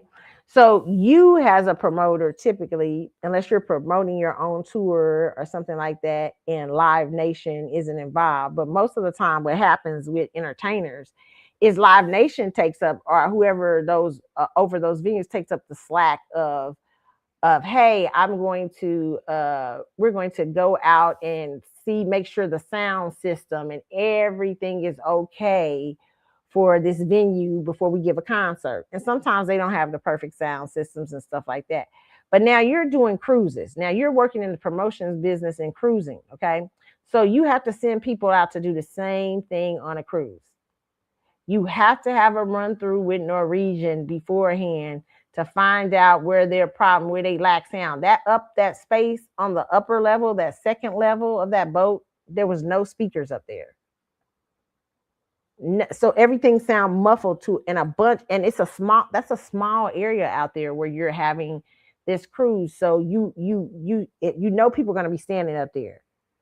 So, and people are also going to be standing inside the thing. So maybe you do run-throughs with Norwegian about sound and how they can make sound better on the upper levels and also make it more accessible. I heard one of my friends said this, one of the fans said this, making the concerts more accessible, like running on the TVs throughout like the Super Bowl was, maybe having and maybe you might need to get a sponsor for that, running through the televisions throughout the Norwegian, the boat, when concerts are going on, in case fans are eating or this and that while it's going on, they can look on the screen and see the concert going on live. That's helpful too. But understanding sound and technically what you could do ahead of time is really good. I know there's probably a person running through for that They didn't do a good job this year because they missed something so obvious, which is the upper deck. They know everybody wasn't gonna get in that lower deck. Okay. And so that's just, and just people being able to eat at restaurants and watching the show or something, you know? And also, people kept saying, don't save seats. Well, you can't tell people that. You creating either ticket the event. And let me just say this, meet and greet people should automatically have some, I wouldn't give them all the tickets. I'd only give a certain amount of tickets to meet and greet, like they do in like they do with regular concerts. Okay, run that venue like a little bit like regular concerts. Hey, we got so many saved for so many meet and greets, tickets saved for meet and greet people. So the earlier you get in your meet and greet, you'll get ticket, you'll get your ticket and they be in the first 4 or 5 rows for the whole thing, but only give a certain amount out. Only give a certain amount, and at a certain time it's cut off, like they do concerts. Like you buy your meet and greets, you only have a certain amount designated for people who bought the cruise early, and a certain amount just leave out there for people to get. Okay, that's how they do it at Ticketmaster. You know what I'm saying? They have a certain amount reserved for meet and greets, and the quicker you can get them, the better. And it's sprinkled. It's not just it's like typical in the first 5 rows, okay? And it's not, they don't give them the whole thing. I'm not saying give all the meet and greets. No, just let it be a certain amount. Hey, once they're sold out, they're sold out. Once the ticketed, the earlier you buy the regular, then have amount for 4 or 5 rows for just regular people. And then once they're gone, they're gone. But mix it, I say, okay? They should be an obvious thing. You guys been doing this for 3 years. So that people are going to go out there and hold seats. So it's better to either and you're dealing with an older crowd. You're not dealing with young people. You're dealing with older people. I heard this lady say on the cruise I was walking, she said, I ain't never seen so many CPAP machines in my life. I was rolling. Yeah, it's a lot of older people. So you want to minimize those kind of issues. Okay. And that shouldn't be that. I would say that's not a ball that Norwegian dropped. I say that's a ball your person dropped. Whoever is in charge of going to look at that venue and making sure that venue is wired for sound, making sure people have accessibility to the shows, everything. Bad deal. I'd say ticket the event like Ticketmaster typically does it. Don't give them all to meet and greets. Don't give them all to early people. Give a certain amount to certain people. We got 100 tickets for the first 5 hours. We got our 50 tickets for the first 5 hours. We got 50 tickets for this. Then everything else is going to be to the consumer as they buy the cruise. Okay. And once we sold out of the chairs, we sold out of the chairs. You have to sit where you sit. Okay. And don't open up that venue until an hour before, so people won't be saving seats and shit. You know what I'm saying? If you're going to leave some tickets during general admission, but also understand you're dealing with old people, okay? And which your people finally got this year, okay? I know Maxwell be up there dancing around stuff, but he's not the typical old man. You know what I'm saying? Old man. He's an old man in the club in Miami. Nah, just kidding. Yeah, he's not the typical older man. So you know what I'm saying? And so, but look at your consumer base, and that's something y'all should have been done. Okay, making sure the sound is good, making sure maybe creating a ticketed event for this, and only opening up the doors an hour before. You can't because people were selling the seats at 7 a.m. when you told them not to, and you knew that you weren't going to have security out there doing anything about it. Bad. Okay. Really bad. Okay. All right. So that's one of the things I noticed. The sound on the upper decks, not good. Great visually, you can see, but sound was terrible, and that's because the person who is in charge of that for you did not do a good job. Okay, in my opinion. And also to me, whoever is creating right now, your people should be working on next year's tour, the New Year's next year's tour. They should be creating theme nights and everything right now. It shouldn't take the theme night shouldn't be coming out a month, a couple of weeks before the boat about to leave. You're dealing with an older crowd. Okay, so you're gonna have to be a little bit more vigilant. Just my opinion on that, all right? What's next about the cruise?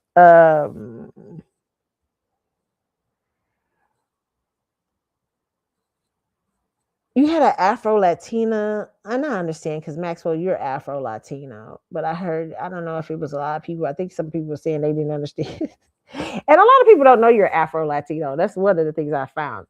Um, Maxwell, you know you're dealing with 85%.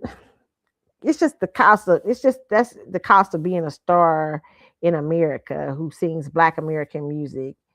Most of your base, even if you have a little Caribbean strings of Caribbean, is still based in Black Americanism. Most of your base is Black Americans.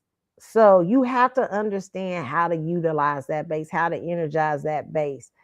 Yeah, I like the idea of the Afro Latino party. Just understand that you might not get that many because you don't have that. That's not typical. That's not as big who usually your fan base is, but you can get a little bit to draw it.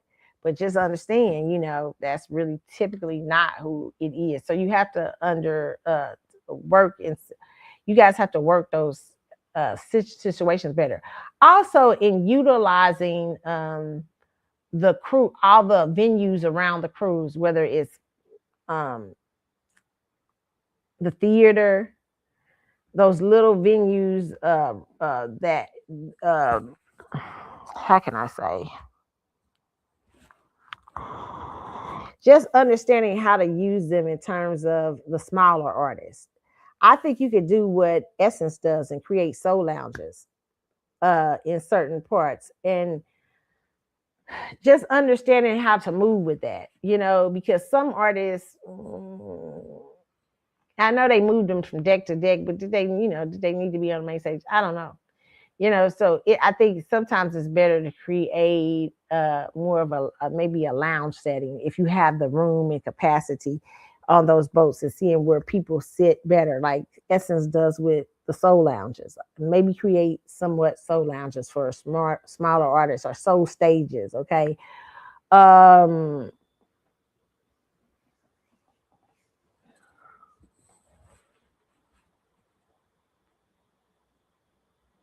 Product.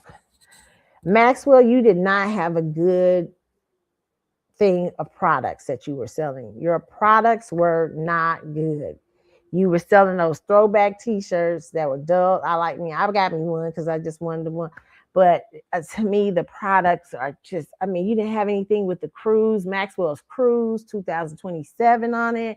You didn't have anything. And I've seen fans out here. Let me just say this. There's one fan, and your people know who she is, your band members and everything. She gives out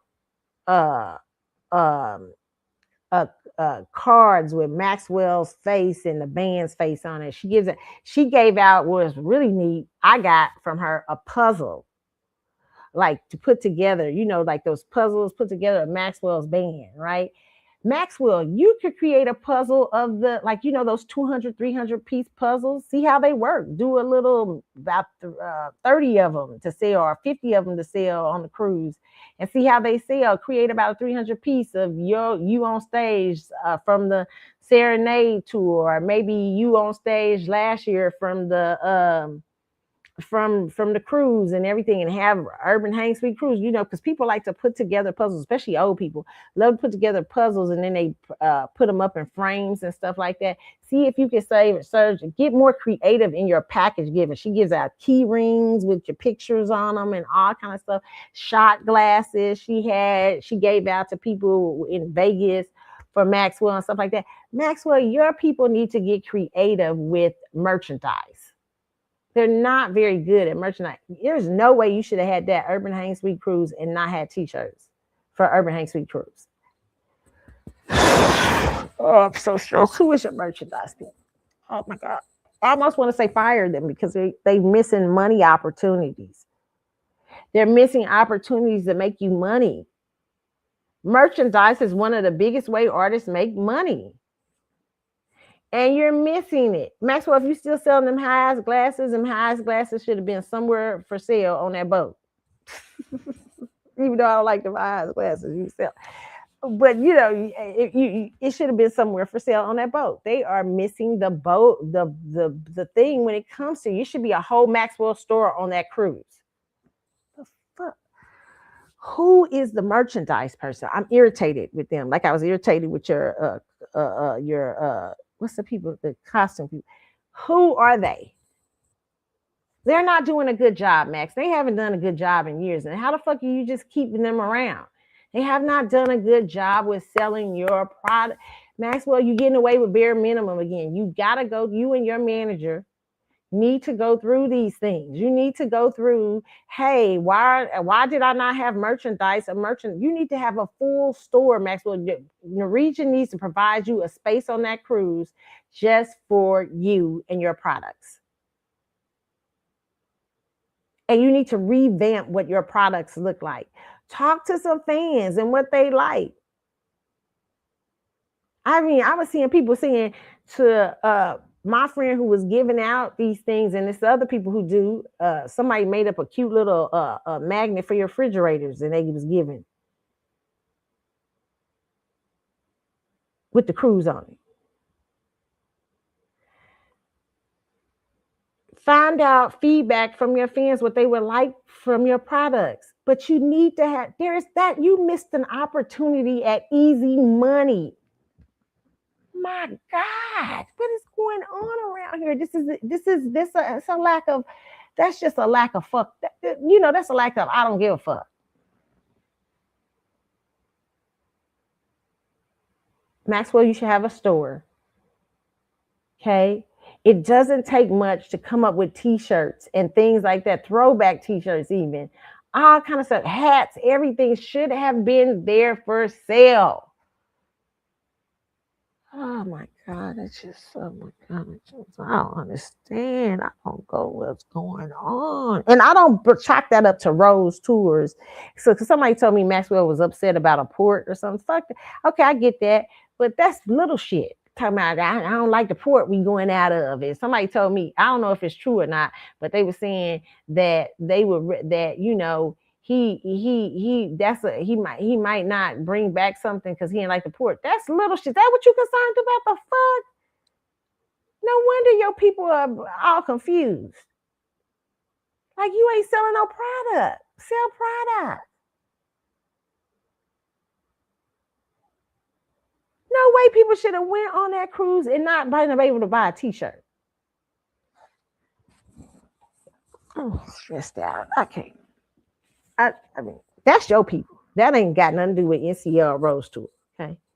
And the fact that you didn't leave out the port that you wanted to, if that's true, I don't know if that's true or not, that's your people too. Because they should have been making sure this is important to him. Remember, this is one of the most important things. They need to be stressing that. And if it's not, then there's a problem.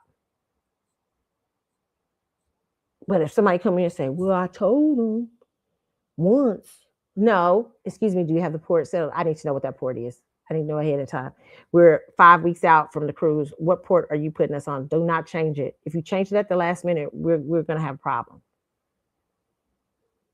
Where is it going? Unless it's an emergency, some sort of emergency has happened or something like that.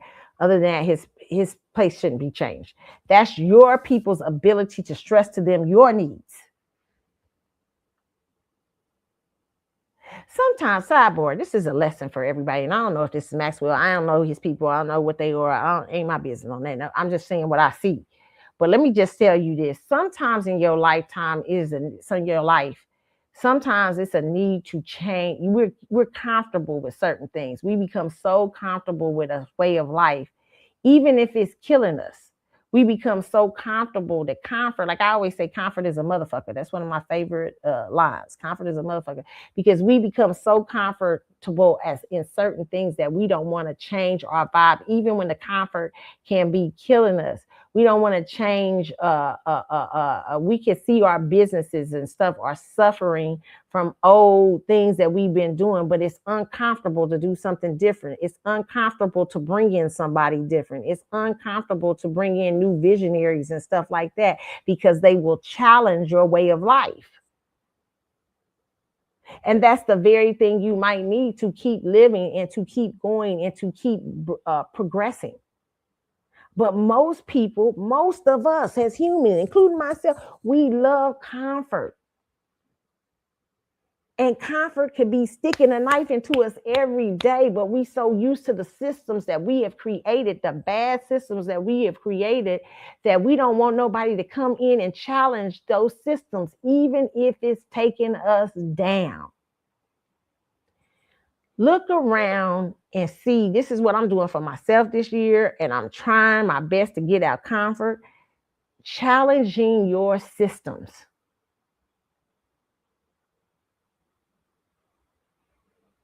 Sometimes the old guard doesn't work for the new place you're going. It's the Bible. What's the Bible say about you can't pour a new wine into old wineskin? Is that what it say? I want to make sure I'm saying that right.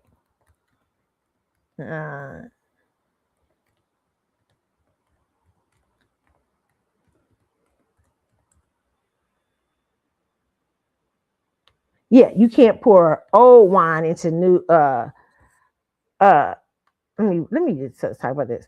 It says, this is a question. Somebody said, why does no one put new wine in old wineskins? It says, one, and this is the answer. It says, one day the disciples of John the Baptist asked Jesus, why don't disciples fast like we do and the Pharisees do? The Lord's response, including the parable, no one puts new wine into old wineskins, for the old skins will burst from the pressure, spilling the wine and ruining the skins. New wine is stored in new wineskins so that both are preserved. And they said Jesus often taught parables using illustrations from everyday life to reveal spiritual truths.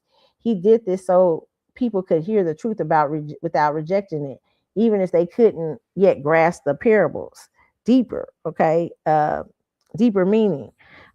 Before he introduced the concept of putting new wineskin in old wineskins, Jesus made a similar point using another familiar analogy. Who would patch old clothing with new cloth? For the new patch would shrink and rip away from the old cloth, leaving an even bigger tear than before. Okay. The problem with patching old pre-shrunk garment with a new unshrunk clothes is something most of us can relate to even today. New fabrics that have never been washed or run through a dryer tend to shrink. Mending old clothes with an unshrunk piece of material would cause a new patch to pull away from the old. Okay. The problem with putting new wine in old wineskin is similar. If we fail, this says the parables reveal this truth. If we fail, this is on Got Questions. It says, if we fail to understand that something new is needed, two valuable items, clothing and wineskins, wineskins, we risk ruin. Okay. But what does it have to do with the original question about fasting? What deeper messages come in? Okay. I'm just reading this because I'm trying to get my point across through this. Okay. But it says, he says, through the parables, Jesus emphasized that he was doing something new. It inaugurating a new convenient relationship between God and his people. John's disciples were Jews. They were still following the rules of Judaism and living under the obligations of the old covenant with its ceremonial rituals and religious regulations, including fasting on certain days. Jesus is saying, you don't got to do that now. I'm here. I'm coming to present to you a new way. I am the truth, the way, and the life. No other command come to the Father but by me. So you don't have to do old things. You're gonna get bad results. This is a new age. And sometimes in your life, and this is for entertainers too, and I don't know what's going on with Maxwell's people, ain't my business, but sometimes you need to introduce new people with new concepts and new visions to challenge the old. The old concepts can't continue just because you, that's the biggest challenge to me of being friends with management and business people. You know what I'm saying? It's the challenge is you become comfortable with them, and you because you love them, you overlook their stuff. That's why I always say women shouldn't let their husbands be managers and vice versa, because uh uh you tend to get comfortable and you let them get away with things that you know they shouldn't get away with. But when you have when you keep business at the forefront of what that person's supposed to do, see, this ain't.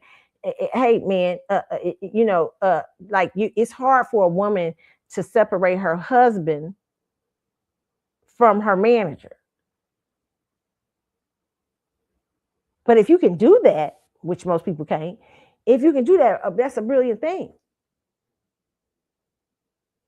But it's easier to just get a manager that you can keep in business. I mean, you can't be friendly with your manager. I mean, you can't be friends, but you can keep friendship in the forefront.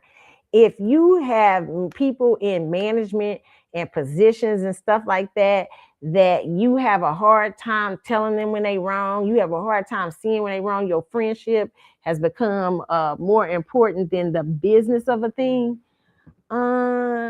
you probably gonna be in trouble. Hold on, y'all.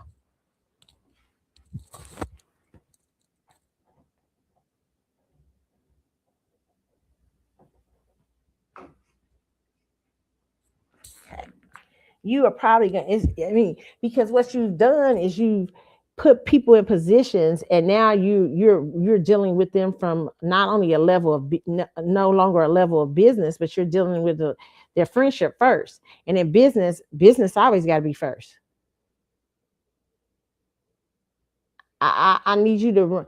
You being my friend, you not running this efficiently. I need you to run it. So sometimes you need new. You can't pour a new wine in the old wineskin, because what happens? What the Bible's the new thing will burst from the pressure. The old thing will burst from the pressure of the new thing. The new thing is requiring something different. So either you have to bring in new people to challenge the old system, or you have to get rid of the old system altogether. And I find a lot of entertainers have this problem, because what happens is they become friendly with managers. And that's my uncle, that's my best friend, that's my dad. The fuck, no. Listen, Mary J. Blige allegedly was married to her man, and in the end, she had to pay back. She had to pay back tax bills, allegedly, and pay him 30-some thousand dollars, all kind of crazy things. And because to me, she was too busy letting him slide because he was her husband, allegedly. Okay, you know what I'm saying? Allegedly, that's what went on. I don't know, but that's because she couldn't separate the business from the husband. And a lot of times what's happening is we don't be wanting to be challenged with the new thing. We don't want to be challenged in our new selves. We don't want to be challenged with new shit. We like our old systems. Like, typically entertainers, sometimes they got not all entertainers, but a lot of entertainers, and I ain't saying this about Maxwell, but sometimes these old systems set up shit for them that they can get away. Hey, they let me have my drugs, they let me have my drink, they let me have my hoes. And the hoes and the drink and all that shit might be fucking your world up, and you don't know it, but you used to that old system running, and you like that old system, and you don't want to be challenged in something new. But the old system is killing your monkey ass. Oh, well, see, they used to me smoking. They used to me doing this. They used to waking up late. You know what I'm saying? They know how to function and stuff. I sleep to 2 o'clock. I ain't gotta do shit. Well, maybe the new system, maybe you need new management that don't require, that says, no, we're sorry. Hello, wake your ass up. We've got work to do out there, and you're a part. This is your brand. We're here to work for you, and we're here to do the most efficient job for you. Not personal. Hey, get your ass out of screwing, and you got stuff to do. I understand you may have a little a fear or stage fright of person, you might need medicine for that because this is your business. Okay. So sometimes we need a change. Okay. And that's just a sideboard. That's what I'm saying for y'all, just to take in y'all everyday life. I need that sometimes in my life. Okay. That's what cancer showed me. Sometimes you need to change old systems. It's hard as hell to do. It's hard, even when we see as humans the old systems killing us. You gotta change your systems.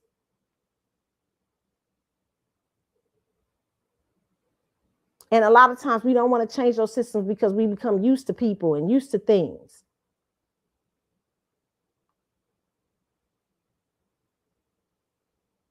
The old aesthetic doesn't work for the new place you're being required to go. And it doesn't mean you can't love the old and you can't have respect for it and honor, but sometimes systems have run its course.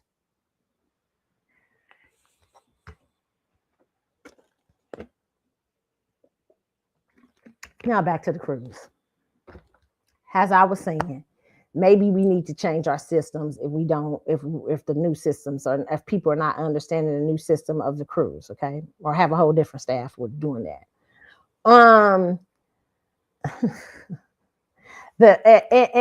Also just so my next issue would be not just I already addressed the sound and all that stuff and the tour and the nights and all that, how all those things is going. Also, your people should have Rose. This is Rose Tour's fault. And this is the person who works with Rose Tour's fault on your team, Maxwell. There wasn't a consistent list. When Essence does a festival, and this was in place for years, Susan Taylor, whoever came and took over, the reason why their systems are breaking down now is because they're trying to change the meaning of Essence. Those people are fucking up over there, and they're going to probably eventually, Essence will what they'll do is try to keep getting the best entertainers to cover fucked up bad service. Okay. But in the meantime, they had their systems were, in my opinion, were cracking a lot this year. Okay. But because all they did was took over what Susan Taylor's Essence and those men of the past had already put in place for 20 or 30 years. It was already a well-oiled system. Okay. So one of the things that Essence were very good about is putting out hotels ahead of time. Hey, here's our list of hotels. Here is the cruises hotels that will give you discounts, that will give you this. That should be a part of the digital newsletter. And it should be at least 6 to 7 months before. Here is a list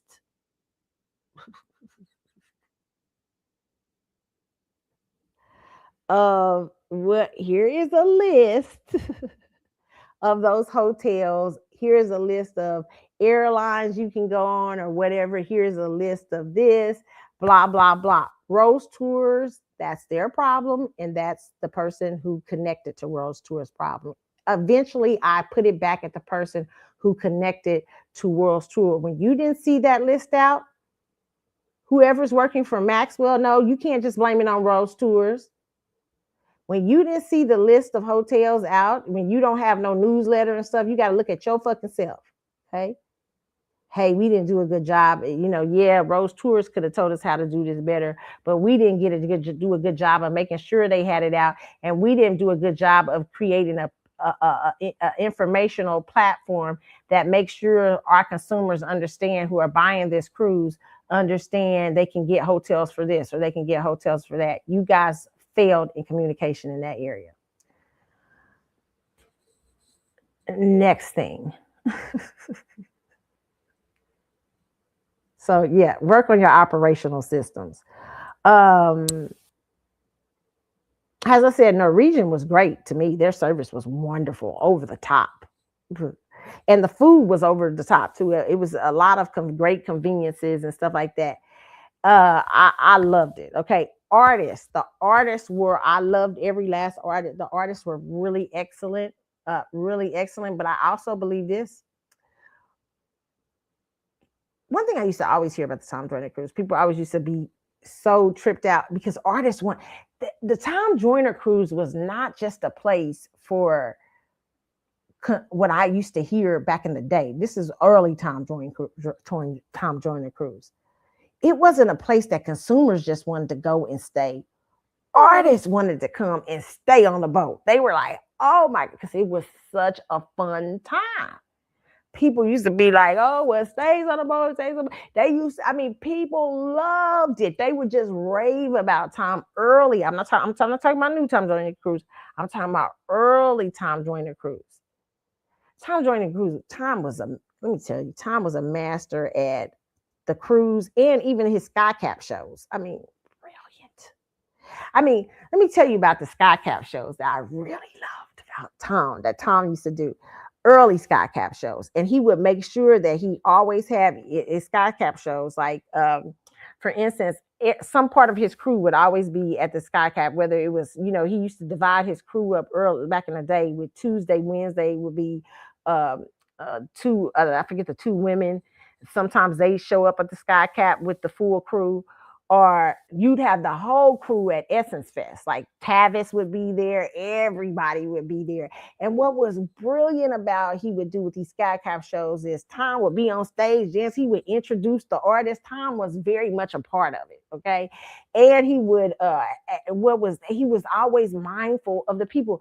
They had breakfast out there. They would have cereal, milk, all kind of stuff, because people have been waiting in line all night for free. At one point in his skycap shows, I had been to several of them. They would have cereal out there for people to grab a thing of cereal or orange juice and stuff like that. It was crazy. He got sponsors to do that. It's brilliant early Tom Joyner stuff, but very customer service oriented. And understood that base very well, who he was dealing with. Oh, just brilliant early stuff with Tom. And his people were brilliant. His people were very brilliant. Not that they didn't have any hiccups, but they brilliant at learning the lessons. Okay. Listen. But you used to hear about all these fun things they would do, like volleyball games and all these kind of stuff.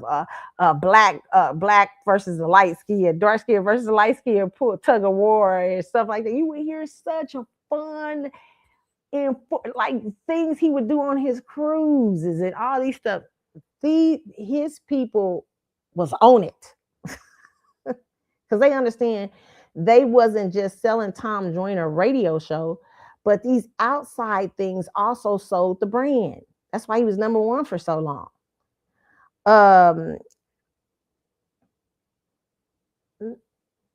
Maxwell, your people have to do better at that. It just seems like they're doing bare minimum. It's your brand. One of the things that I feel is important is that you were not present. You only show up for meet and greets. You only show, and one thing I've learned about you, Maxwell, over the years and watching you over the years and stuff, you like a beach and you like some water. Ain't no way, damn way, you shouldn't have been out there more at your cruise. And it shouldn't just be meet and greets, okay? You need to be present. You need to be on stage or around. People love, one of the things Essence does so brilliantly, again, Essence back in the day, when back in the day, I'm not talking about these people now. They handed them an oil machine, but they would have like the VIP section where people could just get a slight look at it. They could see their favorite entertainers. That was done purposely, I believe.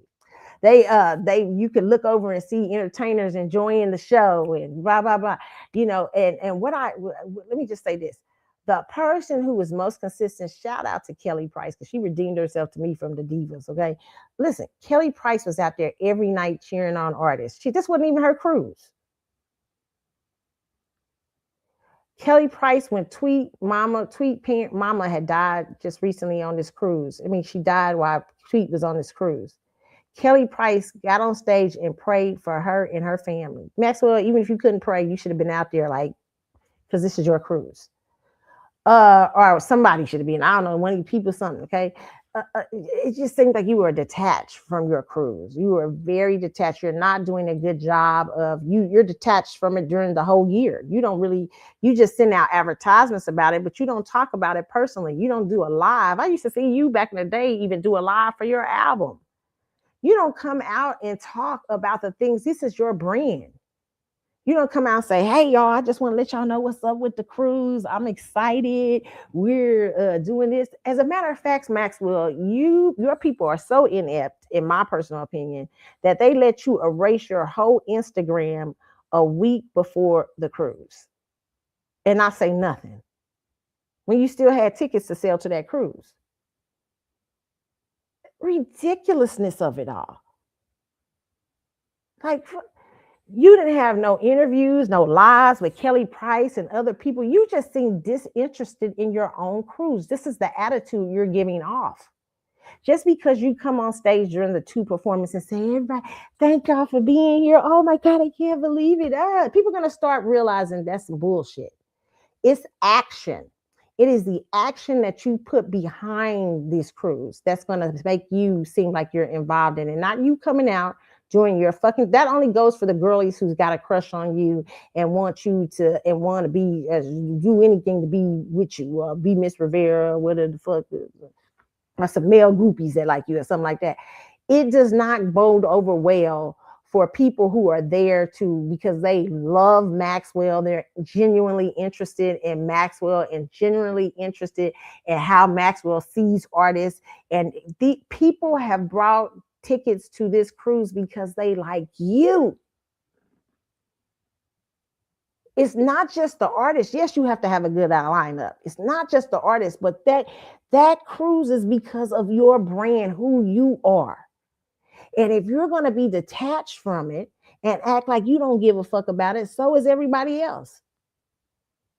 Eventually, it's going to come to that. Eventually, people going to act like they don't give a fuck either. He don't give a fuck. I don't give a fuck. I ain't got to go to these cruises. I heard somebody said I would have went to the Rhythm and I heard somebody say this. I would have went to the Rhythm and whatchamacallit because I heard Kirk was all around that boat. I said, oops. You know what I'm saying? Even people were saying Ty Tribbett was running around the boat more than you was last year trying to take selfies with people. And here you are just having meet and greets. You seem stuck up. You seem like you just having meet and greets and you just you sequestered the Haven or whatever. You just, and I understood why you just created that 17 floor because you want artists to have a place to eat and stuff like that. But you also want artists to understand this is a job, this is work. I need y'all to be around the ship. It takes some weight after you. You have a whole band that does specialty things. I heard the band did a jazz session the last year. I don't know why you didn't have the band doing jazz sessions and stuff this year. Have a Q&A with just your band. So how does it feel to work with Maxwell? How does it do some that? Create other things that take the weight off of you, but also is about your brand. Create a question-A with yourself, a Q&A with yourself. Hey, Maxwell is going to be out and talk about when his new album's coming out, or Maxwell is going to do an interview at this time. Maybe create one of those a day that you do, or one every other day during the cruise, so people can see you other than the meet and greets. Also, you have like I said, I went to Stirrup K. I said, listen, he missed the opportunity here. This is a private island. You could have had a whole party like Tom Joyner used to do with the and they used to participate in the like he used to do the tug of war and stuff like that. They do the and that's where you have comedians and all that else hosts come in. You need a host too, but you need to be a part of hosting. But I'm gonna get to that in a minute. But you could have created volleyball games that you participate in, or tug of wars. This group between this group. Tom Joyner them, they was crazy, so they used to do light against the dark and all that. They used to do all kind of crazy stuff, but they were inept. You have to do it first in your brand. That was their brand because they're a comedy center. But you have to do like, hey, this, or you know, or something, you know. I mean, create something fun. And that's your brand. Create you could have had a big private beach party for everybody on that beach. And once it's sold out, once the beach was sold out, it was sold out. Nobody can. Once people got ticketed and everything, you can't get on it. Okay, we done. This is but it's my private thing for y'all. Then you also could have did an excursion for yourself. You could have said, hey, so many people can sign up to go on the excursion with me. I'm going to do an excursion in Dominican Republic. Okay. So we'll have 5 buses following me, but it's only so many. I'm only taking so many. You need to make this your cruise. They are not doing a good job. You are not doing a good job. You think you just can put this out there and you can just go on about your business. Oh, this is just another way for me to make money. Well, it feels like that. It doesn't feel like you care about it. It doesn't feel like you're giving something for your fans to get to know you. It feels like you're just throwing some shit out there. And that's why probably a lot of your shit is sometimes may not work. You have to be connected.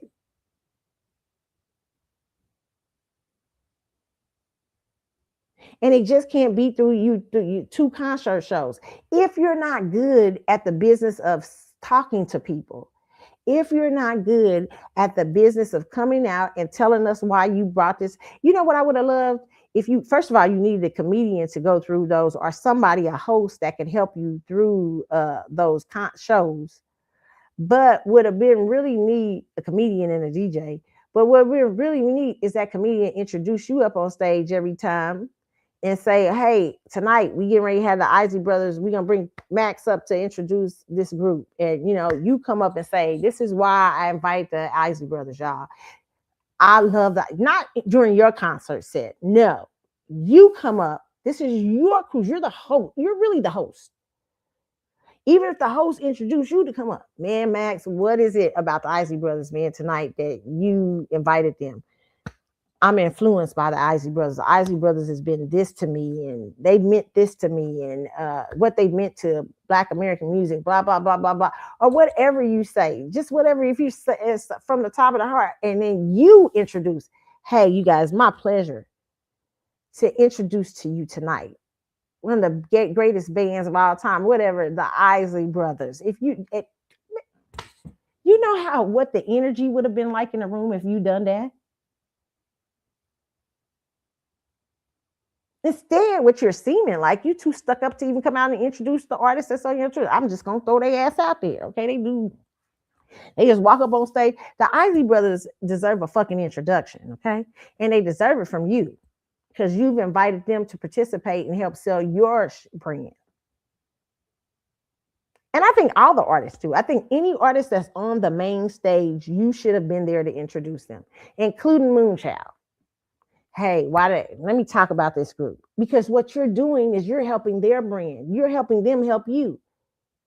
Hey, and products should have been for all the artists. You need a store where products are, Moonchild can sell their stuff, everybody, but it should be the Maxwell store, just a big store. Isley Brothers could have sold their stuff. Everybody, you could have went in there. People could have went in there and got anything from the store of the artists that were on the show. If Elle Varner has, I've been calling that woman Ellie for the longest. That's because I'm so country. I know it was my head, but my countryness been calling her Ellie for like forever. Okay, but it's really Elle. So terrible. So country, call that woman Ellie Varner. Anyway, you should have had the artist. You needed artists to be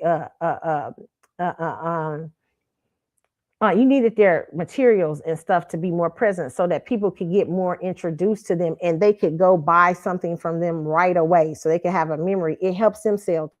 Okay. So a store, please. A big store that sells Max merchandise and also the other artists that are on the show, okay? But Maxwell, you should be out there promoting this. First of all, there's 5 things, Maxwell. 1, you need to promote you need a digital platform for this thing and a newsletter that puts out in perfect timing all the things that are happening. I've already explained what all can be in that newsletter. Secondly, Maxwell, you need to be talking about this cruise early on yourself. You need to talk about why you have chosen a cruise. Hey, I love the water. I love this and that. This is particularly why I do this every year. Blah, blah, blah. Well, Tom Joyner didn't do that, but Tom Joyner was a radio guy. He knew how to talk. Tom Joyner talked about the cruise every day. Oh, I used to listen to Tom Joyner's show. The cruise is very much a part of their branding. You are a musician. and you're doing a cruise, and you obviously it's because you need another money hub. So you need to be talking about it. You don't need to be acting lackadaisical about a cruise. You don't need to act like I'm just put it out there and the girl they just gonna come because it's me. When I heard people saying you seem detached, I heard a lot of people say you seem detached. They should have went on the rhythm and things. You and certain little things you weren't seeing. But that's a part of being a part of the under of your branding, because what I think is you're a part of the old school entertainers, where the old school entertainers had a bunch of handlers doing everything for them. And so you become, so my personal opinion, just looking at, I could be totally wrong and forgive me if I'm wrong, but looking from the outside in, I'm saying that, but looking, it looked like you one of them people that just got handlers. You got motherfuckers handling stuff for you, and you just get to run around and do whatever the fuck you want. You don't have to be involved in shit. You just get to be a little, I just come out and do my little performances. That's all I gotta do. I ain't get it. Nah, motherfucker, this is a job. This ain't a place for you to come and go vacation, especially if you're trying to get money out of people. It's them things, them tickets is costing $3,000 a pop and all that shit for to get on that cruise. The nerve of you lacking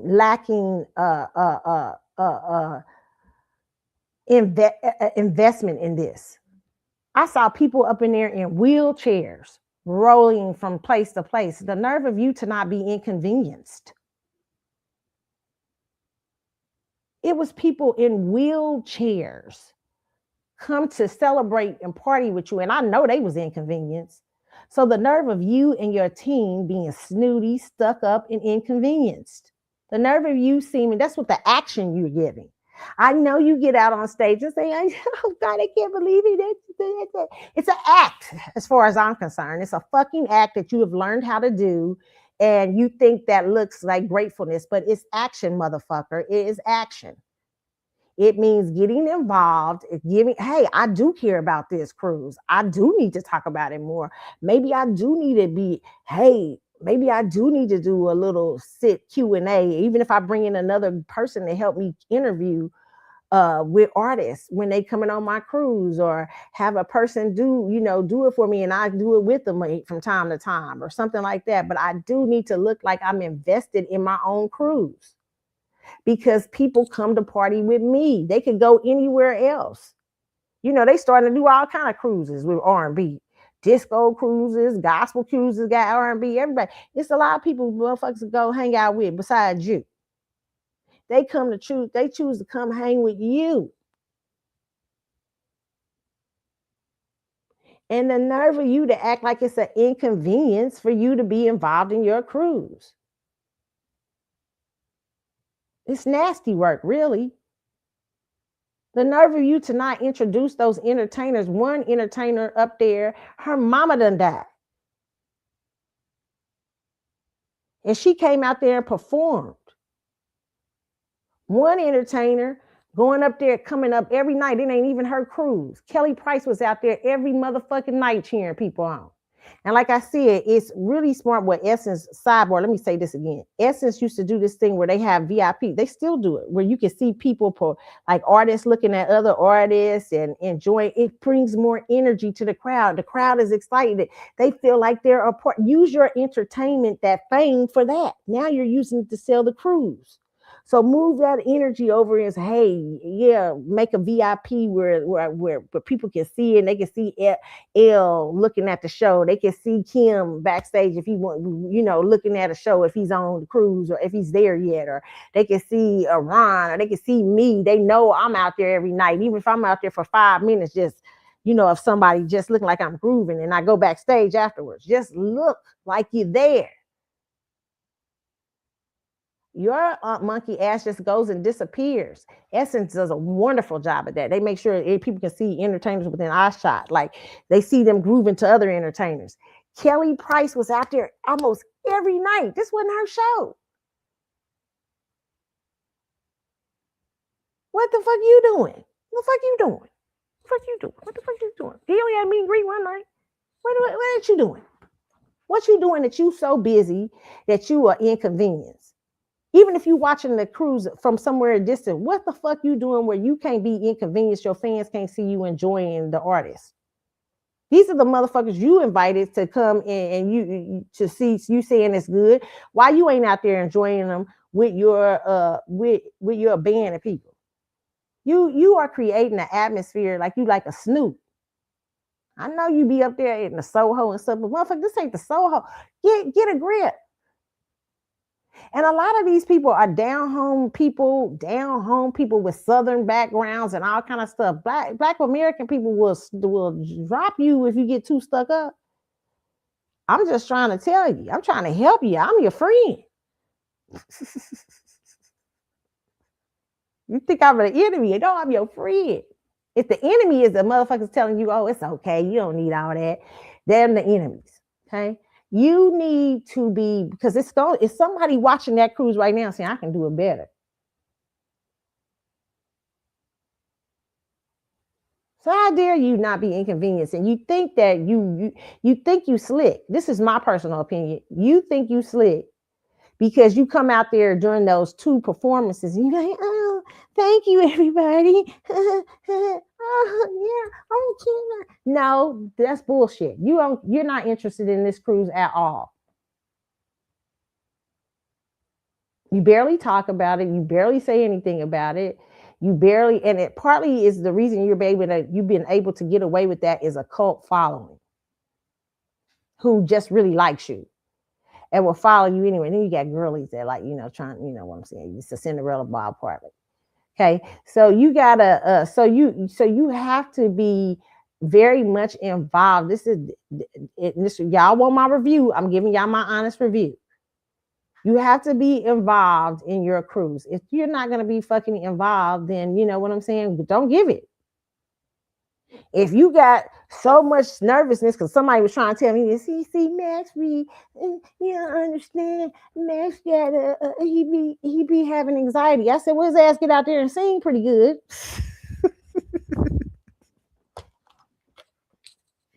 His anxiety don't stop him from getting a check for the serenade tour. So whatever you taking to get out on stage for the serenade tour, you need to take to get your ass up on the thing. See, I don't buy that shit. You can't give me that. If your ass getting up do a whole show, your ass can get up to talk and introduce artists. Your ass can get up. See, that's somebody wanting to do the bare fucking minimum, and your crew lets you do the bare fucking minimum. It seems like to me, Maxwell, you got a bunch of yes men around you, and they don't give a fuck about whether your crew sell or not. They don't give a fuck if your brand just fall off into destruction, as long as they can collect when whatever shit you got going, whenever you fall out, they can collect. You can't have that. You got to be interested in anything your name get put to. I tell people, remember the story I told about Houston? He thought he bare minimum. He's trying to do bare minimum, sold his name to somebody, and what happened? What happened to the Houston brand?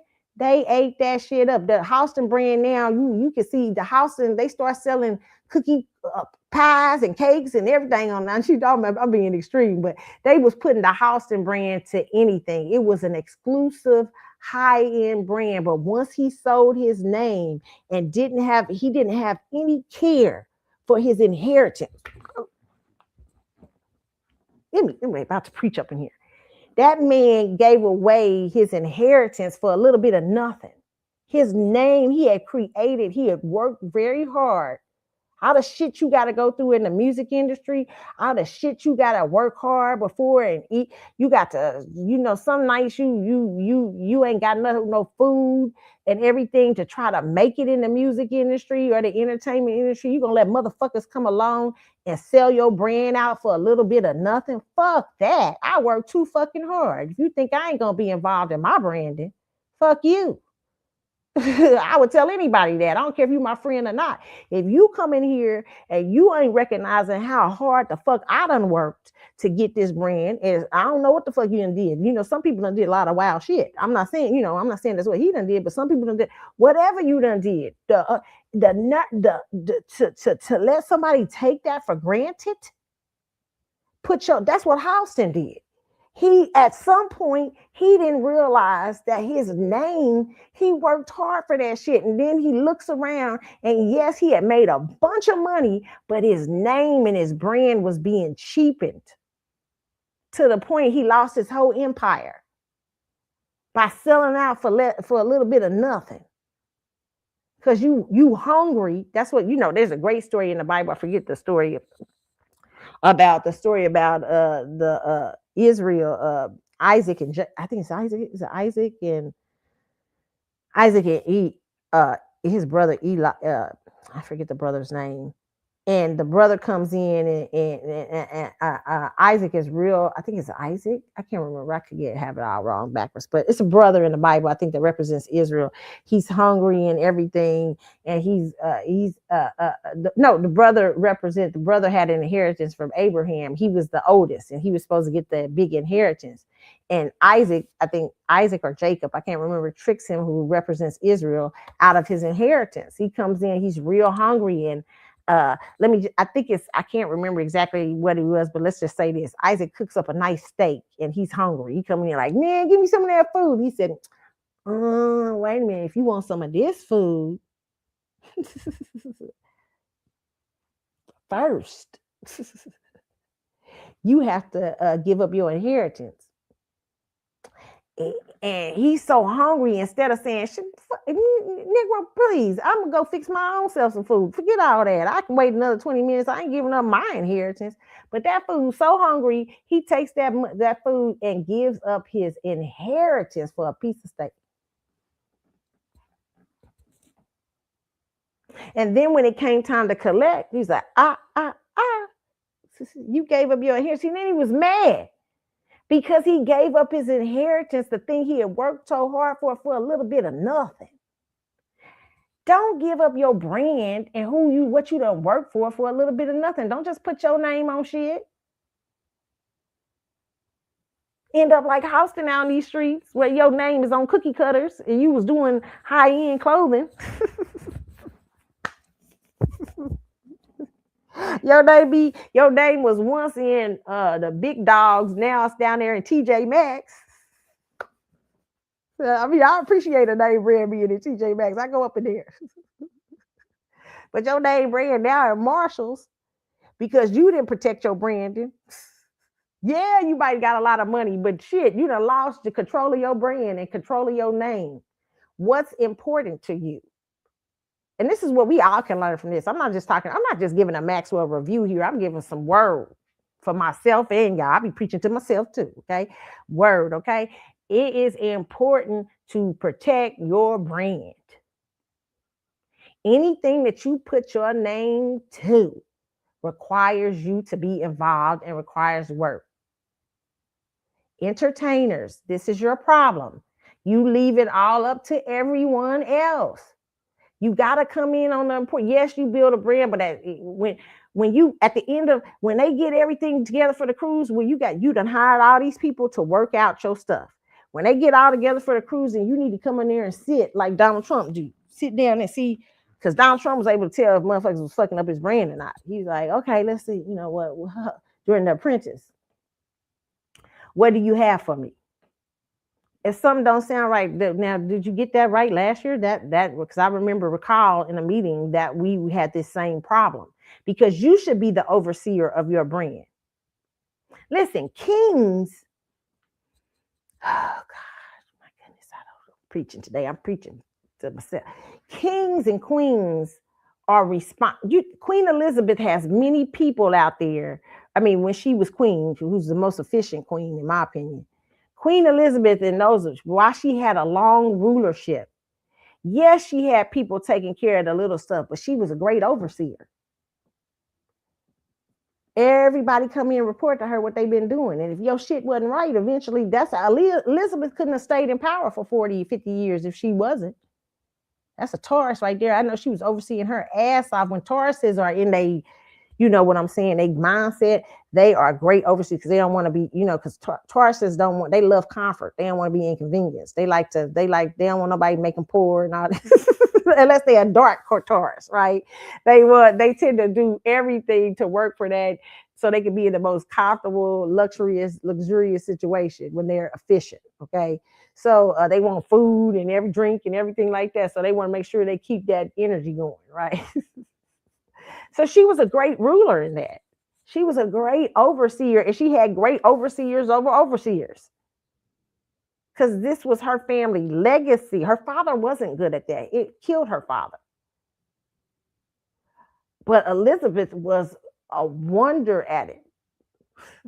Even when Diana was up in there wrecking shit up, Diana was threatening that throne.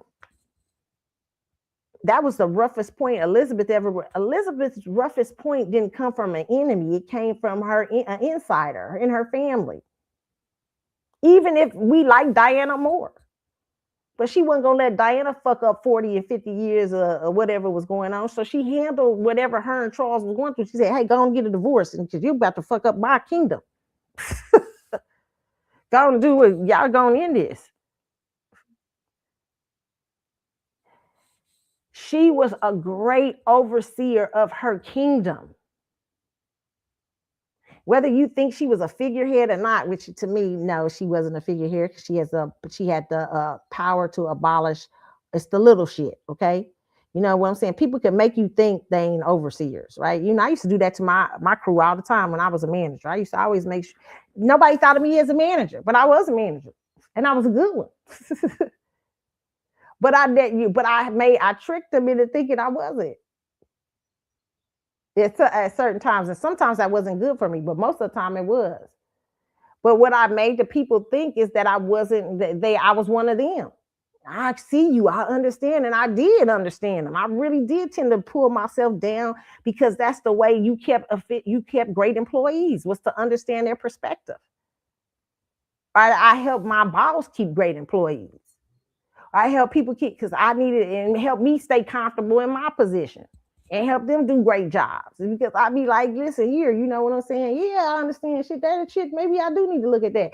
Or you know what I'm saying? Or when you think someone was ignorant, you had a filter of doing things out. Elizabeth made the world think she wasn't in charge of nothing. The greatest kings do that. Let's talk about the great kingdoms of the world since we're talking about this. We're going to bring it back to Maxwell's Cruise, but the great kingdoms, mostly understood the people. Because if you don't want the people to go bad, people go bad, it's ugly. Okay. So most kings fed their people, kept their people wealthy, kept their people strong because they know people have the ability to overthrow. So one of the things Elizabeth did, they created Parliament. But there was one little thing in Parliament, one little line that says she had the right to abolish Parliament at any time. Even though she has to go through certain wires, she's still a kingdom. She was still a head. Charles is too. They're still rulers. It's still a monarchy. But they are just good at making it look like it's a democracy. And they keep their people happy. Let's talk about who failed to do that. What was her name? She'd be the French ruler. Beyonce was dressed like her, and I said, "My God, that's not a good thing." What's it? Let me look it up. I can't forget. I keep forgetting her name.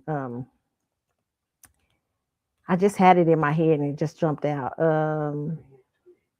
Marie Antoinette. Okay, Marie Antoinette was married to a ruler. He wasn't a good ruler. He was an idiot, right? So yeah. So Marie Antoinette. Marie Antoinette. Hold on, you guys. I'm gonna take I'm losing track.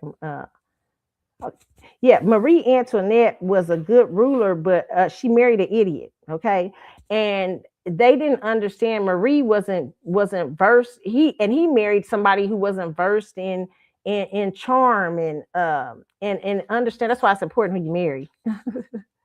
But she wasn't versed in where he was at in with his kingdom. She really wanted to be at home with her family. She felt like she got forced into being his wife. They really didn't even like each other.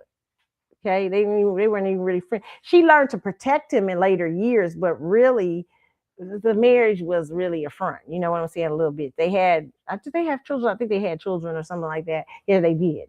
But Marie was really not. Marie was partying most of the time. Marie was like, hey, I'm out here in these streets. You know what I'm saying? And he wasn't no good ruler. And meanwhile, while she was partying, and the rumors were that she was having orgies and all kind of other stuff, there was rumors that way. And she probably, maybe she wasn't doing any of that. But the people were starving. The people were starving, and they were not aware of what was going on in their own kingdom, because her husband was a bad ruler and she wasn't versed in the things of a kingdom. Marie was quite charming, but she was charming in other areas, partying and kicking it. And so think about the people out there looking at you. You out here, you got them starving, and they hearing you having orgies and playing around, and your husband don't know what the hell he doing. He's supposed to be king and everything. What people gonna start thinking about overthrowing your ass? Okay, and in the end, they took Marie's little ass, beheaded her and her kids and him. Okay. So I think that's what happened. I think that's what that was beheaded. Listen, that's why you can't. But Marie was not good at making the people think, as a monarchy, that she was on their side. But Elizabeth was. Elizabeth was brilliant. This other Elizabeth before her that was brilliant with that too. That's why rulers tend to rule a long time. It's really, if you're a brutal ruler, eventually you're gonna get thrown out, because people gonna get tired of you. You're gonna have to keep a strict overseeing if you are gonna be a brutal ruler. But for most people, when you ignore the people, you get ate alive. But Elizabeth was great at. Elizabeth was a wonderful ruler at understanding her people. She understood. She understood that you needed to. She understood that you needed to make the people. She didn't want the people to look at her as a ruler. She wanted the people to look at her as working for them. The monarchy works for you. We're really what America is, even though America kicked us out for being a monarchy. They didn't want no kings and queens, right? But we're going to create a system that's like Americans. We understand we have to change the visual of how you see us. We're still rulers now. It's not America really quite, but we're going to make you think it is. And we're going to keep you nice and warm. And that's why you have certain people in Europe that still hate monarchies. And still hate the whole idea of it. But most of the people in Europe and the UK are passive to it, because they don't see it as that. They see themselves as a democracy, and they're a monarchy. Now, if a king comes in and decides to put pressure where it doesn't look like a monarchy, where the monarchy can have problems. Elizabeth ran into problems like that. Diana was her problem. Why? Because Elizabeth looked like she wasn't touching the people. Diana challenged her to touch the people. She was almost going there. And Diana comes in there and says, I'm going to look even more common. I'm going to go to the hospitals and everything and touch the people. And they were like, what are you doing? You know what I'm saying? So that's what you have to do when you're, hold on, you guys, I'm going to take a quick break and I'm going to come back to this, because I'm using this cruise, but I'm really trying to help y'all understand some things too for your life. So in my life too. Okay. So I'm going to give you guys, I'm going to be back in just a second. Hold on. Okay, I'm gonna be back in just a second. I'm gonna take a quick break. I'm gonna let y'all listen to some duck music, and I'll be right back. Okay. Duck music. Okay.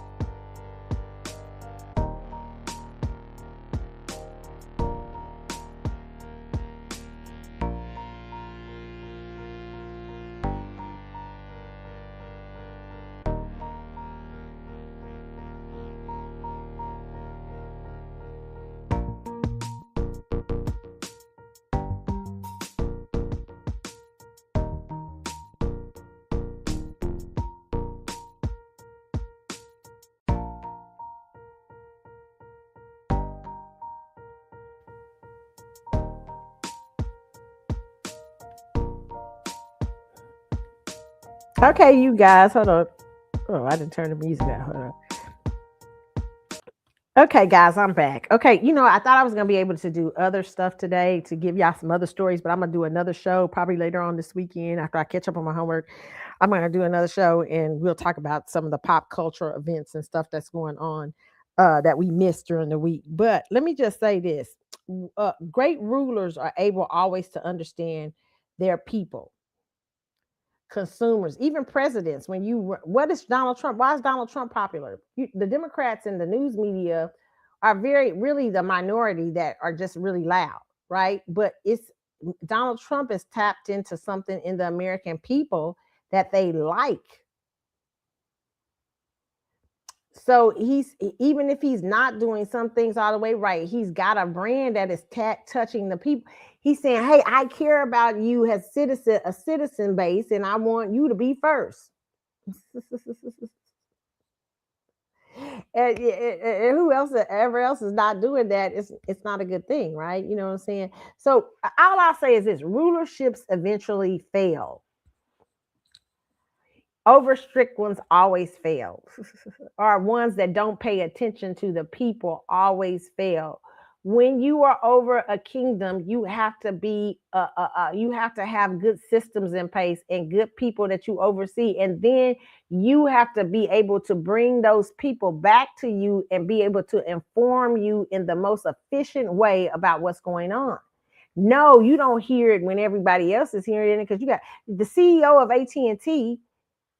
If AT&T fails at the small levels, it's because he never went to see the small levels and how they. I used to love that. What's that show that used to come on and they used to talk about the secret. The management and everything would go down on the lower levels and see how other how their systems were working on the lower levels, like the front faces of their companies, because that would tell them a lot, right? And a lot of them were horrified to find out what they were finding out, that people were so far sometimes off the mission in their companies, and they didn't understand why their companies were failing. But suddenly, because they went undercover, it was boss undercover, and they would find out all kind of things, right? And we used to have a program like that when I worked for Hallmark. There was a program where the CEOs would come down and they would sit with me at the customer service. I remember one time we had, because our customer service staff was just having a bad problem and getting along. I was the only one that got along with everybody, so I didn't have to go to this thing. It was funny. But they brought all the managers. I mean, all the CEO and the head of marketing and all them came down for the day to work with me in the office to see, so I could show them how the office ran. Yeah, it was funny. But they were like looking at systems that they didn't understand, that weren't no longer good. They were like, "Keisha, we didn't know, we didn't know," because that's what they got. "We didn't know you guys were still doing this. Oh my God, we got to change this." Or we did, but because they had that day where they actually worked it, they actually worked the system, they were horrified to find, because they have bigger things to take care of, right? But what they understood was people they had put in place were failing to tell them or bring back the information to them that they needed. And the CEO and other people let them know, "Hey, you're not doing a good job here." Some people got fired. You have to be able to bring back to you. So what you're in charge of as CEO, if you're a CEO and your company failed because of the little people at the bottom, or the people you didn't see what was going on the face with the face of nobody's little in your company. Let me just take that back. But to some people, it is like that, right? And it shouldn't be like, nobody is little. Everything is important in your company, from the janitorial to everybody, the faces of everything. That's what I loved about the Norwegian line just recently. When I went to on that ESCL line, I don't know how they are as a company overall, but I know one damn thing. All them people was friendly. They were smiling most of the time. Some of them was tired here and there. You got a few, but most of the time they were smiling. Even that one cafe on the like the 6th floor or something like that, 5th, 7th floor. Shoot, they be dancing and laughing and everything and coming around. You got some people that was rude. You had some a little bit here, but that little 5% wasn't gonna ruin that 95% of most of them just being a great staff. And that's important. What if they had all been funky? Like 75% of them have been funky. They would have made people not enjoy the cruise. And that's a problem. That would be a huge problem to the Norwegian because they want to make money. So when you're head in that, and if that head of that organization does not look down at the bottom, which a lot of people don't, a lot of companies fail to see their faces, or they don't think it's important. They fail to look at, most CEOs are saying, hey, I'm bothered with the big things. I don't got time for the little things. Well, that's dumb. You should be a secret boss. You should have a day where you go down in the customer service and do that. After that, they implemented that into our company. They implemented where the CEOs and stuff would come at least once or twice a year to see what was going on in the smaller parts of the company. They needed to, because they're the face of the company. They didn't know they were doing ancient stuff and it was costing them big money. It was costing them a lot of money. So they would sit down there and it would be enlightening. I remember the CEO, I had him one day, and I had him at the information booth, which sits out, and it was one of the things we employed. And I went down there with him to sit for like a couple of hours in the information booth. And he told me, he said, man, what I have learned just within the first hour. He said, this is things I just did not know, and nobody informed me when I call in big meetings. I didn't know it was going, and this is costing us a lot of money. Thank you. Thank you so much for helping me understand this. He was something. I remember he called me up there one day. He said, hey, what you think about this? I don't think this is smart. I don't think we should do it. I said, well, I'm going to tell you the truth. This is going to be a lot of trouble to do that. And let me tell you why. You don't have the staff. You don't have this and that and that. And he said, I knew you would know because you work down that area. See, you got to do that. You cannot fail. Listen, every little thing, same going back with you, Maxwell. You can't afford to be fucking whatever you're doing, okay? I mean, you can't, I'm just telling you, most entertainers nowadays, most of you entertainers have been able to fuck off a lot with your brands. You've been able to have handlers that have been handling, and you wonder why you motherfuckers end up in drug overdoses. I'm not saying that's with Maxwell. I don't know Maxwell's business, but I'm just saying with a lot of entertainers, they be able to fuck off. They be able to drink, drug, at a party, and fuck up their brand and just be creative. Like they've been irresponsible motherfuckers to their branding, their kingdom. They're irresponsible kings and queens. They are irresponsible. They have handlers mostly handling all that, and they think they're supposed to be creative all motherfucking day. That's why the entertainment world is falling apart around them, because that is not just that big. You have a brand. It is your business. That's your business. That's not Sony's business alone. That's not RCA's business alone. You are in partnership with them. And if you let that be their business alone, well, shit, you might be in trouble in the long run. You become too much of a drug head. You become too much of an alcoholic. You become too much of something, and you don't pay no attention to the business, and all you want to do is fuck off all day and do whatever the fuck you want to do. All right, keep doing that. Keep that energy, because you just have some unfortunate accidents out here, and I mean, we can get our money. There's a lot of ways we can get our money back. Okay, this is the motherfuckers you dealing with in the entertainment industry. Okay, how none of y'all have been, a lot of you entertainers have been able to fuck off is unbelievable. And then be able to make it seem like you the victims. A lot of you are not the victims. A lot of you got into the entertainment business and you fell for the bullshit. Most of us as humans would have. You fell for all the temptations that they had around you. You fell for every last one. You didn't realize that this is a business. And that it's going to be hard no matter what you do, even if you're on the straightest path, let alone if you ain't shit person, if you ain't really doing nothing and you ain't been able to evolve, that business is you supposed to be over your business. They have created a model where they've made you motherfuckers so irresponsible. Because though they can handle you. And that's why it's failing. The old system is done. It's failing. And it's failed you. And you failed yourself as entertainers. You said that they don't give the streaming system. They don't give us none. That's because partly of what you have done to be able to be famous. You've taken a lot. and you don't get involved in your business. You got handlers who more than likely probably work for the record companies and other things like that, or get more from the record companies, handling the business of you. How the fuck you gonna let somebody else handle the business of you and not be the head of it? And you get to sit around, drinking all day and drugging all day and fucking all day. This the fuck you. I remember I heard some rapper talking about, I'm a fucker. That's all I do. I said, the fuck, I know they cheating your ass. They love it. They love when you are that in the entertainment business. They love it.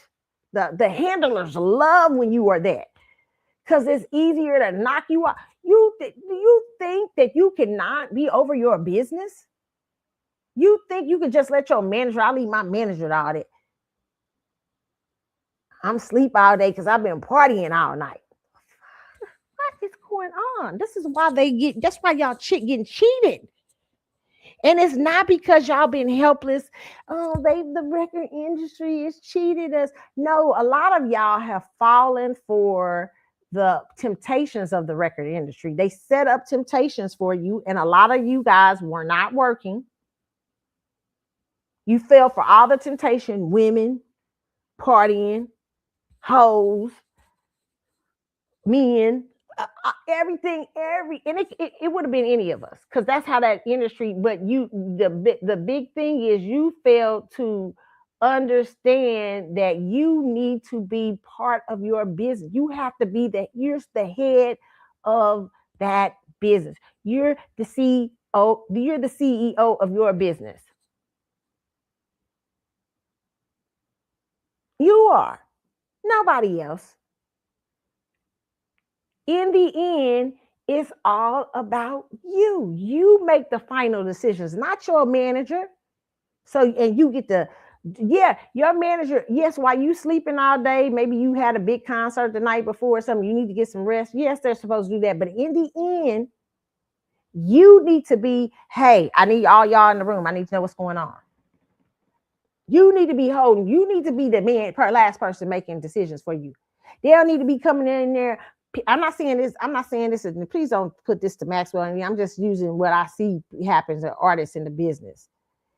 You be fucking partying all night and drunk and somewhere high, and they coming in there like, is you lazy up? Yeah, this, and they come in, they start handling your shit, making decisions for you. What you think gonna happen?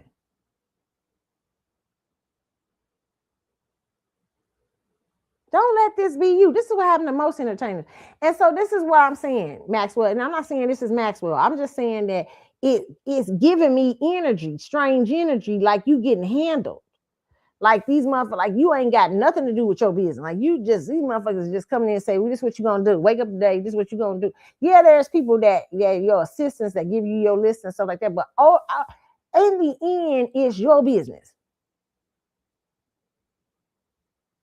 And you need to act like a boss and not like some sort of fucking person. I ain't got nothing. I thought my people was doing it. No, that's why you got to keep informed. And this is just for all people in any kind of business and entertainment and everything, especially when money is running in. When you got big money coming in and places like that, you will have more distractions than a little bit. And you got to keep your mission and what you came to do at the forefront, because you will have a lot of distractions. You know, I heard this rumor. I'm gonna tell you about this. This is just a sidebar. This ain't got nothing to do with Maxwell. Ain't none of this, none of this. Okay, I'm just talking about a sidebar, entertainer. I heard that was fucking up his shit. Okay, this particular entertainer, somebody was saying, telling me how they couldn't get nothing them to do, like hardly anything, like they didn't want to do. They was messing up their brand. Pretty soon people got tired of their shit. Said that the assistants were so used to covering for this motherfucker. Like they was covering, they was going out getting his drugs, they was going out getting his alcohol, they was going out getting everything for this. And this is not, I'm not talking about the Maxwell Cruise now. I'm talking about a whole different entertainment and entertainer. Okay, ain't got nothing to do with that. That this particular person, that the people had got so that they were too busy maintaining women from each other. Like one of the persons told me this one person they went on tour with this person, they had 5 fucking rooms, like to screw people in, different people, and keep different women in. And they said this is what the staff was running around doing all fucking day. And that's why his fucking business was failing. Because this motherfucker couldn't keep his dick. He couldn't keep it, he didn't have no sexual sexual discipline. And meanwhile, his managers and stuff was running this shit. They was like, they was running, they was making big decisions for this because this motherfucker's too busy fucking and getting high and all kind of bullshit.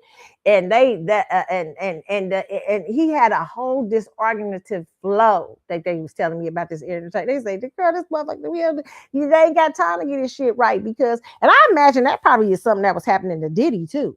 I heard this about that, and I ain't telling y'all who this entertainer is, okay? It ain't got nothing to do with the cruise. I'm just saying this is some of the stuff. That's why you see inept people usually, because they too busy maintaining other shit going on with the artists. Because these are irresponsible motherfuckers. A lot of people have allowed their talent to put them where their character can't keep them. Oh, Joyce Meyer, shout on that one. Okay. And so the organization is trying to just hold up the motherfucker's character because the motherfucker ain't shit character. Okay. They come out on stage and they be faking and they go back and do all kind of wild shit. Okay. And they be trying to maintain the systems are failing. You start to see the systems failing of a lot of these artists because they're entitled. There are a lot of things and they not over their business. And you got these handlers trying to just maintain the shit. So you won't find out that he's a drug addict. You won't find out he's an alcoholic. You won't find out he's a this and that. You won't find out he's undisciplined in his sexuality and shit like that. They said this motherfucker had 5 hotel rooms. Trying to keep, and the staff was trying to keep one bitch off another bitch. That's what his hard workers were doing. You listen to Diddy's story. It was a lot of the same shit.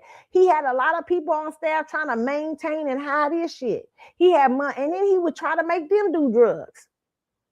And they was trying to do drugs and everything to keep their jobs and all kind of bullshit. They was doing all kind of dumb shit. You read them transcripts of that trial. They was doing all kind of dumb shit.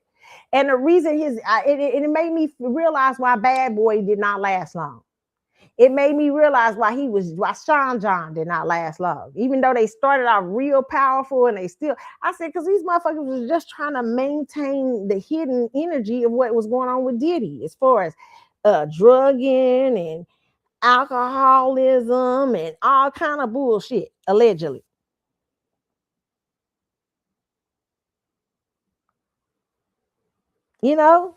So that's what a lot of times what's going on in these organizations when you see they're not doing their jobs efficiently. So sometimes these artists, they're maintaining secrets of these artists. They're being hired just to and a lot of these people are just like this. Listen, reason we wasn't able to do this right because we had to keep 10 of his girlfriends off of each other during the whole fucking tour.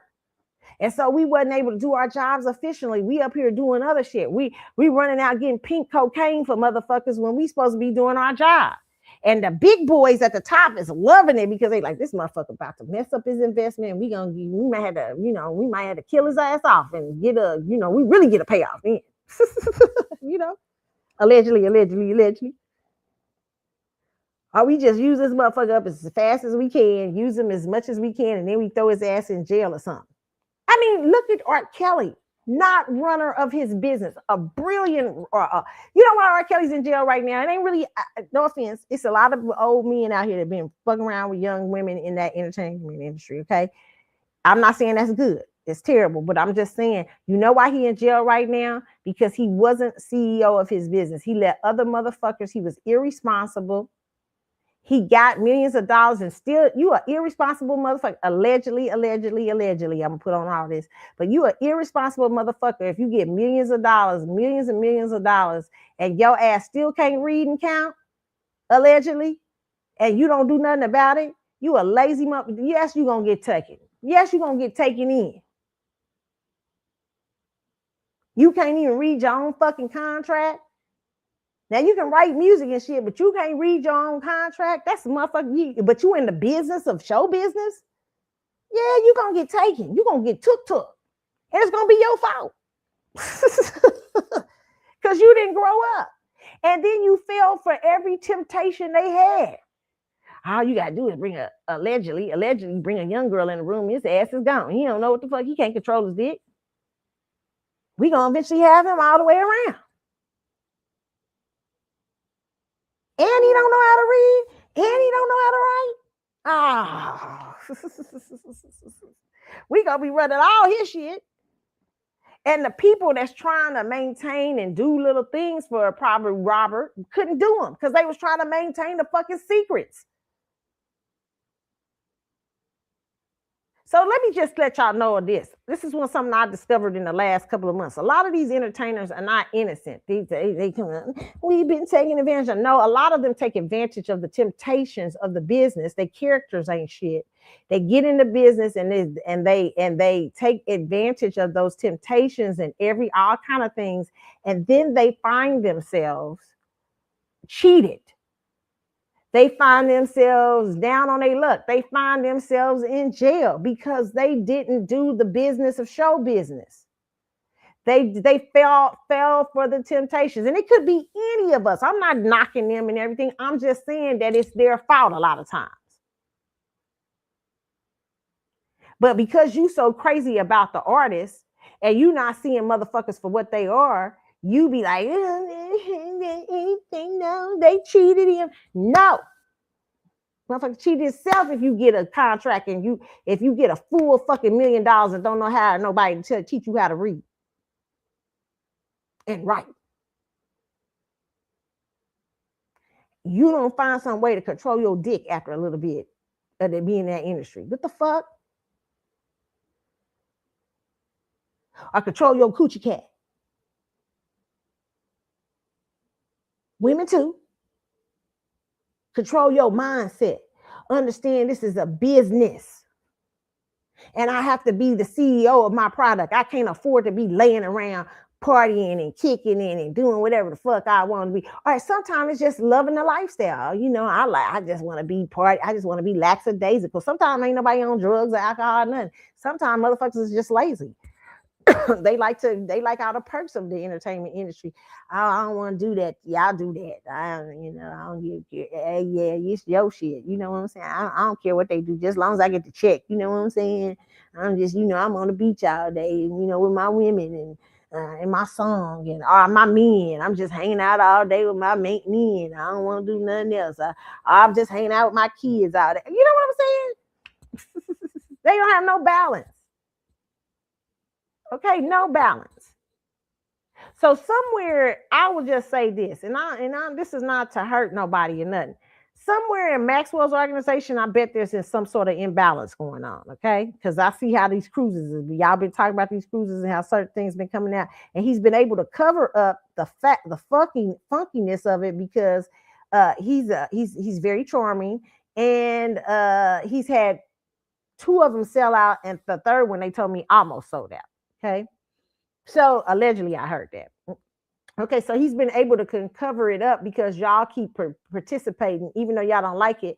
We all keep participating in the madness. And let me just say this, because the cruise is a vibe. The cruise is the bomb itself. Okay, the people, most of them are the bomb. Everything. It's just the little ineptness they got going on, a little crazy, little stupid stuff they got going on that they could have been straightened out. But the cruise itself is a vibe. Okay. But it's just that the artist himself is not involved in it. But except for 2 concerts and meet and greets he do. And he gives a very separatist entertainer artist when entertainers are there to work. Yes, and part of that is the business of entertaining. See, what happens with a lot of entertainers is they stop realizing they the help. You the worker. Because you live such lavish lifestyle and people are so wanting to get to know you and stuff, you forget that you're working for the people. Like that's something that Queen Elizabeth, being queen, sometimes with people who are kings and queens, they always have to realize is We are at beheld. We're still at the. Even though we're rulers, we still are beholden to the people. Because if we forget that, we know the people will over. They're the worst enemy to have. They will overthrow us. Let the lessons of Marie Antoinette speak to you. Marie Antoinette partying, sequestered in her own little fucking world. Meanwhile, the people was outside talking about her ass. We hungry up out in this motherfucker, and we keep you up there as queen, you and your husband that don't know shit. They beheaded their asses, okay, in the end. Took they hung their asses. One of them they did. Okay. They'll hang you entertainers the same way. Not hang you literally, but hang you figuratively. Out to dry. You will end up in jail like R. Kelly and stuff like that, like Diddy.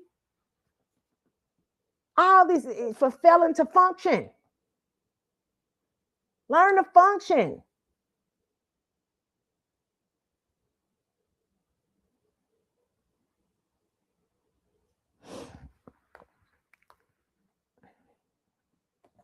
I think this has been a good word. It's a word just to keep. I'm gonna listen to it for myself. Shoot. It's about really functioning your best self. You keep staying in control and staying in balance of your own. You are the CEO of your life. Nobody should be left to run your life or the business that you work so hard for. Why the hell would you let crazy shit get? And that's just all I'll say on that. I'm gonna end it with this. The Maxwell Cruise itself is a vibe. I hope to go. I may go again next year because it was a vibe. I love the people. I enjoyed it for the things. I did not enjoy it. I did see very well that Maxwell was not a participant in it. And as a Maxwell fan, I didn't like that because I can go to any cruise. I can go to all these people's concerts on not on the ship. I ain't got to go on the ship. A lot of these people tour all the time. And a lot of those people I've seen a lot. I've seen all those people that performed on that cruise. I came on there because of the attachment I have to Maxwell. I love Maxwell as an artist. So I want to say, hey, wait, Maxwell like some of the same people I do, or some of the same. Why did he do this? Why did he create this? Why did he blah, blah, blah? Every motherfucking year you should be telling why you did it. And somebody told me, one of the fans told me, well, then he be kissing everybody's ass. I said, well, that's what he's supposed to do. He's supposed to kiss ass. This costs a lot of money. How much you pay for this? I paid about $7,000. Well, you paid about $7,000 and you don't want motherfucking kiss your ass? Kiss my ass. Okay? Yes, you gonna kiss. When you are selling product, when you a salesman, you kissing ass. When people used to come in my retail store, I'd be like, oh my God, I love those shoes you have on. I find something on the lady that I could compliment genuinely. It seemed like I was kind of, oh, thank you. Oh my God. You know what, girl? I got a perfect outfit that'd be cute with those shoes. Really? I already broke the ice. I used to sell Mary Kay for a living. I used to be selling, I used to sell that shit a lot. I put my job, I get the information, handed out Mary Kay on the side. So a lot of times I get my Mary Kay people from just talking to people. Oh, hi. Oh, I love your makeup. Who does your makeup? Girl, you know what I sell? I sell skincare. You should try it. What? Oh, you sell Mary Kay? What? You want to have a party? Girl, let me know. Let's have. I don't bother people. Like some people be calling you Mary Kay. People used to call you out. I didn't do that. I call you every now and then. But I got a lot of parties. I had women, and I'd be like doing it. I'd be like, girl, that look good on you. Yes, that's blah blah blah shit. And I had product on hand. I'd be like selling that shit hand over fist. I sold it better than trying to recruit, okay? But I was like, but it was part of kissing ass. When I came to a function, I knew these was consumers that I wanted to get to buy my product because I needed some money. Yes, he got to kiss ass. Okay? What you think he doing at the concert? You think he just flirting with you? You think when he's stepping on stage, you like, fuck, nigga, hey, pointing at you, have you, looking at you in the eye and all that stuff. You think he just, what you think he doing? He fucking running, he's giving you a show. He's kissing your ass. You think he like you? He don't know you. Get the fuck out of here. No, some of them think that he do know. He really like me. He speaks to me in the spirit realm. He's putting on a show. And that's what he's supposed to do. Okay. So that's why I say, when I don't see that, when I see a lack of functioning, it makes me wonder if you're one of those entertainers that are entitled, you don't have your shit together, your crew is really covering up for major other things. And all this stuff, and they don't have time to get things corrected because you a fucking nuisance menace. That's what a lot of times be. I'm gonna just say that. I'm not saying that's his Maxwell. I'm saying I'm wondering that.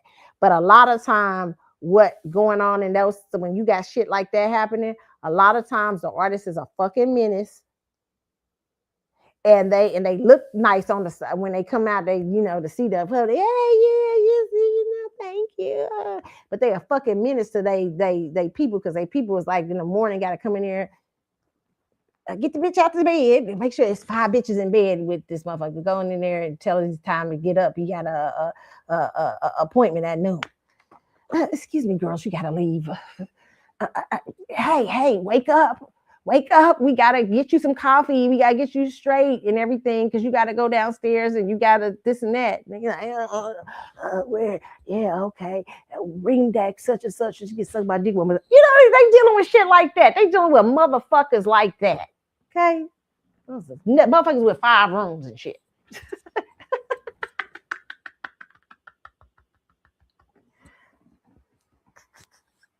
When my friend told me about this man, they couldn't keep it. And I'm gonna say this: it was a rapper that had 5 motherfucking rules for women. They was trying to keep the women off. The staff couldn't even focus on the business because they having to deal with his personal character flaws.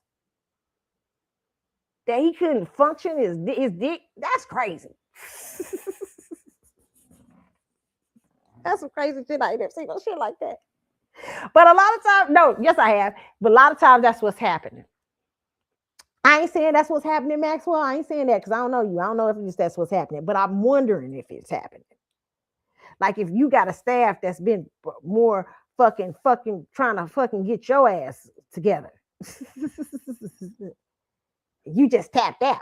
You looking like you a boss, but you really not a boss. That's supposed to be going on with a lot of these entertainers. Like Diddy looked like he was a boss, but Diddy was, the business was handling Diddy's ass after a while. He was such a dysfunctional leader that he was having his people. He was trying to have allegedly his people do drugs and alcohol and everything while on the job and crazy shit and having them listen what Diddy was doing, okay, while his business was. I'm about to get off here. I know I'm going over 3 hours, y'all, but this is good because I think this is a good word today.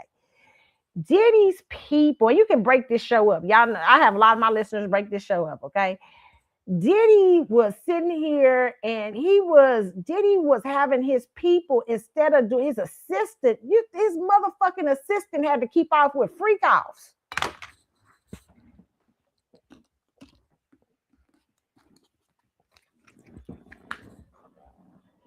Imagine you coming to get a job with Diddy. You think you about to learn about the business, how he runs his empire, how he runs his this and that. And you got to deal with this motherfucker with drugs and alcohol. This motherfucker getting high every day. You got to deal with his personal bitches and making sure they got the baby oil in the room for some freak offs tonight. We got to just make sure the baby oil is right. You know what I'm saying? You got to make sure the baby oil, make sure it rubs right and everything like that. The fuck, nobody should have had to be subjected. That's why he's in jail, really, because of his character flaws, not because of anything he's breaking the laws. That's a spiritual jail.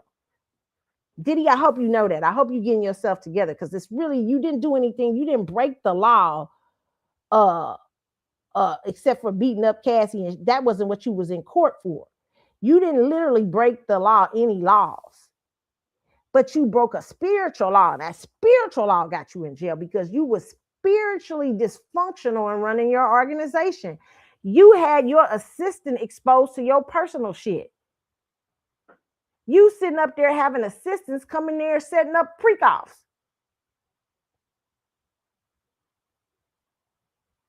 And it ain't only him. It's big people run big companies and stuff doing this bullshit. Okay? And eventually it's going to crack, and the armor will show.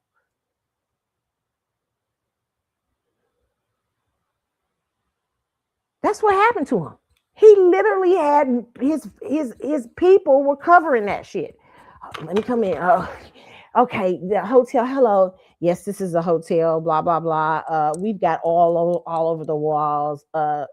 we've got a mess here. Okay, I will take out. They couldn't even function on their fucking day jobs because they so busy fucking with his personal life. Hey, Cassie's over here at Kid Cudi's house. You got to run Capricorn running over there at Kid Cudi's. Oh, blah, blah, blah. She's with Kid Cudi. All that bullshit. The fuck? This is a fucking business. This ain't your fucking personal life. The fuck you got people running your personal shit. That's what happened to a lot of these entertainers. They staff is not efficient because they too busy covering up these motherfuckers' personal flaws and entitlements. Shame on you, motherfuckers. Shame on you, motherfuckers that can't get out of bed because you done partied all the fuck all night. And your poor assistant gotta walk in the room and turn up the light, see your ass in the bed with 3 and 4 chicks and be exposed to all kind of really sexual harassment. And be like, yeah, could you leave this morning? Yeah, you can't even tell your own bitches to leave. You gotta have the motherfucker you in the bathroom because you get, hey, could you get them out the room for me? I tell you, and that's what they deserve. Every last all this. I love it. I love the entertainment industry just falling apart because people, there are so many smart, brilliant artists who know how to run a business, who know how to be creative, who know how to be smart, and who are ready and hungry to get in those positions and use their craft for something more powerful.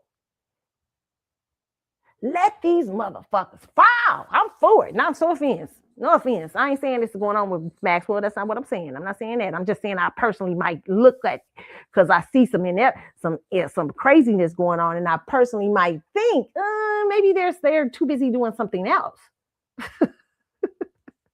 I'm not saying that's what's happening. I'm just saying that's what you tend to see in the entertainment industry when you have this kind of, they mostly covering up for motherfuckers. So these people are not smart. These people they're just talent. And it's too many people out there ready to take your ready to take your motherfucking place. And I hope they do. And sometimes, like I said, it ain't even drugs and alcohol and women. Sometimes it's just laziness. Take their place. Okay? Because you in the age of Aquarius, baby. And I'm talking about for a whole different other thing, okay? I ain't even talking about Maxwell Cruise. Maxwell Cruise was a vibe, go on it, good, and have a good time. Just don't expect to see Maxwell that much, except for unless you do a meet and greet and the 2 concerts, okay? And then I don't even know what the Urban Hang Suite tribute was. Shit, I don't know what the fuck that was. And then you know what I'm saying. I don't know what they didn't even show up. Was it a tribute? Was something supposed to be happening? But I digress. Okay, I'm going back to the ineptness. I'm going to spend the next few minutes, the end of this show, talking about entertainers and how you better get better. It's too many hungry people out there who now, these young kids are smarter.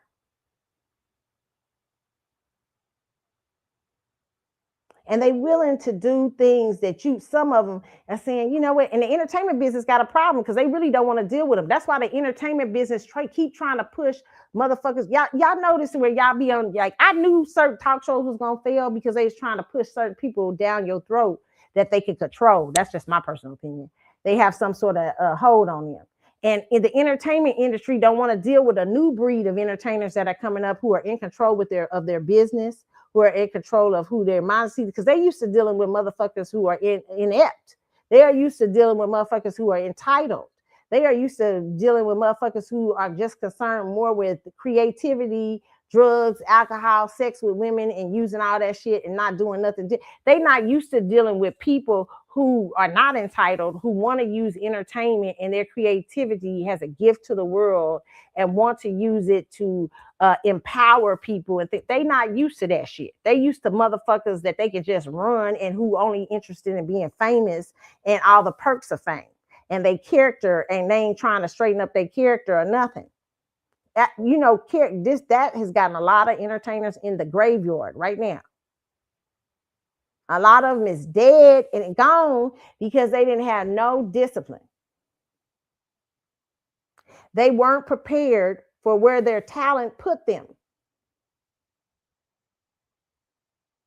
And the entertainment world is failing because now they want to keep regurgitating that kind of energy, but a new crop is out there saying, hey, we're not going to allow that. I'm not going to allow you to just use me or run around here. Now, there's always going to be somebody to use. That's just how it's going to go. But now people are seeing it more. Where back in the day, we couldn't see certain things. Now the curtains are being pulled back. Now you can see, you like, why they got that motherfucker on TV? They ain't even that good, because they like that person because they can control them. And there's something about them, their character their character serves the entertainment business to keep being vultures.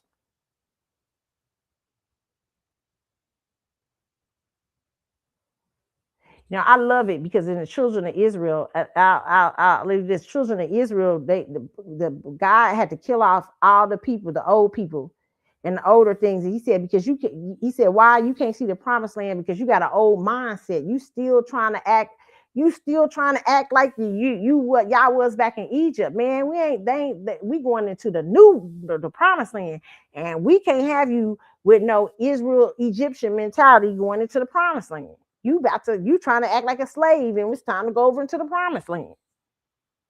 This new age is going to require people who have depth and creativity, and people who are not entitled, and people who want to be efficient at their jobs as entertainers. And they don't want to let the handlers just handle them. And they don't want to just be, there's going to always be them fools out there who willing to depart from their money, drinking and drugging and doing alcohol. The entertainment business can always find people like that. But the problem is, in this age of Aquarius, in this day that God has set up, that it's going to be more open. You're going to be able to see it more. You're going to be able to see, oh, they not that talented. They don't do good in that. All they can do is sing, but they really are old drug head. You're going to be able to see it now. It's going to be exposed. And for all you old ones that's been up there and they've been protecting you for 20 years and 30 years, look at what happened to Diddy and them. Look what's happened to Jay-Z and all them. Look at them. They expose all them motherfuckers. They get Epstein files, all kind of shit coming out. Because it's that, hey, it's time. The curtain's going to get pulled back. You'll always be able to find them. There'll always be that portion of the entertainment industry. But a new day, but it's going to be harder for you to sell that shit. That's why the entertainment industry in a whole is failing, because people are looking behind the curtain now and they're seeing a bunch of entitled motherfuckers. And people are like, damn, I work hard every fucking day. I got to get up and go to my motherfucking job. And my job is stressing me. I don't even like the work I do. And these motherfuckers just want to lay around. They getting paid millions of dollars and stuff. They don't want to even get up and entertain. They just want to lay up in bitches all day and all this stuff. What? People mad. People don't like that. People don't like to think they spending their money on you just fucking off. They like, the fuck? Yeah. That's what's happening to you. That's why the entertainment business is just falling apart. It's just falling because they are not functioning. Even the handlers are losing it. The investors are losing it because they can't get nobody they can control. They don't want to get the kids, the good kids who really got a hold of their business. They like, yeah, they're gonna be tough. I can't use them. Yeah, like I could use the old ones. The old ones, all I could do. I mean, there was we had a lot of entertainers that just was interested in, as long as we kept them making albums and music and doing what they want to do and giving them some women and some drugs and shit like that, they want to look at the business of business. But you got new school who coming up, a new crop of entertainers who got all the talent and all the gifts, even better than the older school. And they saying, nah, I don't work too hard. I need to know what's going on in my business. Oh, I ain't going to be drunk all day. Oh, no, coochie ain't I'm disciplined in my sexuality. They don't want that kind of shit. Okay. So that's why they failing. They're getting people they can have something on. People who's easy. They got all the talent in the world, but they ain't got no character and everything. And they entitled and they a bunch of idiots. And so they could just put their little ad. They didn't say shit. They ain't that. He ain't getting up today. He's high. Okay, well, shit, we'll make up for him. What I'm saying, for it now, till we ready to kill him off. Okay, you know what I'm saying? We're ready to give him a bad batch. We'll end it with some fentanyl. You know what I'm saying? And get double pay what I'm saying? This is what we dealing with. And so I'm just here to warn you, entertainers. You cannot afford to do the shit you've been doing. You can't afford to lay up in laying up on penises all day in bad relationships, ladies. And if you're gonna be in the entertainment industry, you got to be able to be focused on your business. Men, you can't be afford to be high and drunk and doing and letting your staff do all kind of bullshit while you just fuck all day and do all kind of stupid stuff. You done paid the price to be in that position just to fuck, drink, and drug all day. The fuck, you are stupid as hell if you doing all that work for that. You a dumbass. Just idiots. Okay, you can't do it. It's the new age now. I'm just telling y'all. I'm gonna end it right there. So I'm done. Okay, I just said. I think I done gave enough of a sermon today for everybody, for myself included, that you gotta be about your business. Don't let your character put your talent put you where your character, has Joyce Meyer say, where your character can't keep you. That is the reason the entertainment and entertainment industries are failing. I'll look no further than Diddy and R. Kelly. Diddy and R. Kelly, you think they the only ones doing that? No, that is a picture of the entertainment industry. And that's a picture of why dysfunction often happens in these places, because they are catering to artists who are entitled, and a lot of the staff and stuff are overwhelmed with personal shit. They dealing with these artists' personal bullshit. Yeah, he got 15 women down here on one floor. He got 10 women on the other. We got to go up here. They fighting up there. We got to go down there. He in bed with 7 women. I'll go get him shit. He had an orgy the other night. Oh, shit. We got to cover that up. Oh, the whatchamacallit's here to see him. The magazine is here. Oh, make sure they don't see him having 5 sets. You know, he got 5 rooms because he don't want nobody to know where his ass is at in the other room. You know, the bullshit. Just dumb shit. No art, no. And for you people who are working in these staffs, let me just say something to you, because a lot of you motherfuckers, you slick. You like that too. You love that, so you can go off and sue him later on in 20 years, him or her, for sexual harassment, because I've heard that too, where photographers done sue. They done seen these entertainers doing all kind of crazy shit, and they just turn around and sue them and say, well, they exposed me to this. But a lot of you was proud to work in that shit, proud to be doing something. If you walk in a room and the majority of your job is to be cleaning up an entertainer all day to get his ass in a bath because he can't fucking function, he's an alcoholic, he's a drug addict, he's all kind of stuff, and you being paid to just specifically, you thought you was going there to learn something and learn about the business, but instead all you learning about is this motherfucker's bitches and his. I'm not saying, and I'm not talking about no entertainer in particular, so please do not be putting no entertainer in here. I'm just saying this is for all the entertainment. All you as an assistant is learning about is the dumb shit. Protect yourself. Do not do that. You're not learning what you need to learn. You're being halted in your in your kind of and what you're trying to do. And let me tell you something. Once you create that reputation that you're always cleaning up somebody, they'll put you with another artist to clean up. You'll be doing that shit your whole life and really won't learn the things you came to learn as an assistant about the business. You should not be dealing with no motherfucker's personal life and they drug addictions and they alcoholism and shit like that. Go take their motherfucking ass to rehab. You there to assist them to do the best job possible, to do the best job. And your job is not to keep a motherfucker clean and to hide their character flaws. You will kill your fucking self. And that's what's happened to a lot of these entertainers. It's great. It is so many great people who are assistants and all kind of stuff that have been put, because the entertainment business is so fun. You get so much access to so many things, but a lot of them are stressing out and losing hair. Like I heard one person talking about she was losing her hair dealing with one of these entertainers because they was doing so much foul shit. And it had went outside of entertaining. It went outside of entertaining.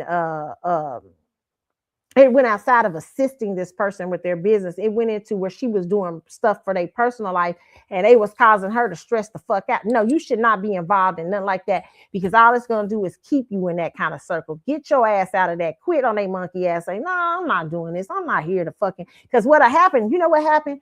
Diddy's assistant had to. I think she had to. She almost got arrested for RICO, because she was facilitating a lot of that shit for him. She was facilitating them freak offs, even though freak offs wasn't illegal, but he had her facilitating a lot of that shit. That's not your job as an assistant. My job ain't to keep you a drug head. Have some character and some dignity about yourself, and set yourself. If you caught up in a money situation, you say, "Hey, Carlotta, you don't understand. I mean, he pays me a lot of money, and I'm kind of caught up." Well, you need to set yourself up, because listen, that money gonna keep you entrapped. And eventually you probably start losing your hair. Like, well, I heard one person saying she was losing her hair, hurting her stomach. She was killing herself trying to keep this motherfucker for flaws from being seen. No, that's not your job. My job is I came here as an assistant so I can learn about the business. I didn't come here to clean up your personal shit. And hey, well, they might blackball me. Well, then did you say that to yourself? Let's say, you know what, this is a really nice job, but I got other things going on. My family needs me or something. Make up something, but don't stay in that bullshit. Let them motherfuckers clean up their own self, their own vomit. You don't. Yeah, because I know it's a lot of brilliant young people trying to go into the business and behind the scenes and stuff like that. Do not let these people do that to you. You don't deserve that as a worker or anything else. Okay. So I'm going to end it right there. This was about Maxwell's review, but I wasn't talking about Maxwell at the end there. I don't know nothing about Maxwell. Please don't put that on Maxwell. I'm just saying that I tend to, when I see those type of things happening, I wonder if the other stuff is happening. Okay. I wonder. I'm not saying that's what's happening. I'm saying I want allegedly. And all my stories, if you recognize somebody that in my allegedly, it's alleged.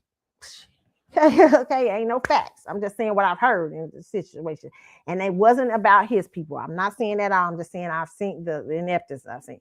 So Maxwell, please straighten out your cruise shit. And please straighten out you being more available and more functioning in your cruise. There are a lot of things you could do, like making that stirrup cake. You could have had a big party on there. You could have excursions for yourself. There's so many things, getting merchandising, everything. I gave y'all a lot of ideas for free. That's about 350, probably $500 million worth of game. Shit, let me get out of here. Okay, giving away my shit for free. That means I really care for you as an artist if I'm doing that.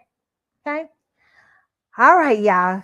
This show has went over a little long. Y'all know I can talk. Okay, y'all know I can talk. Y'all know I be talking, especially when I get to talk shit. You know what I'm saying? All right. You guys have a wonderful, wonderful Valentine's Day. Okay. I really want y'all to have a good one. Okay. I gotta clean up and unpack and do my homework. All right. See y'all. Have a good one. Bye. And yes, do the Maxwell Cruise. Okay. Do the Maxwell Cruise. Just don't expect to see Maxwell a lot. Okay. All right. Bye. Just expect, unless you do a meet and greet. All right, bye, y'all.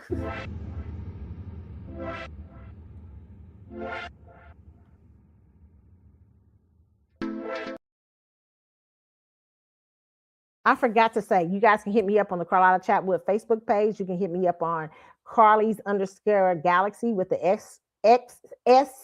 Carly's_Galaxy with the S on Instagram. You can also hit me up on TikTok, Keisha Carlotta, and Twitter is Carlotta72, one account, and another account is C Chatwood Show. Okay, I'm out. See y'all. Bye.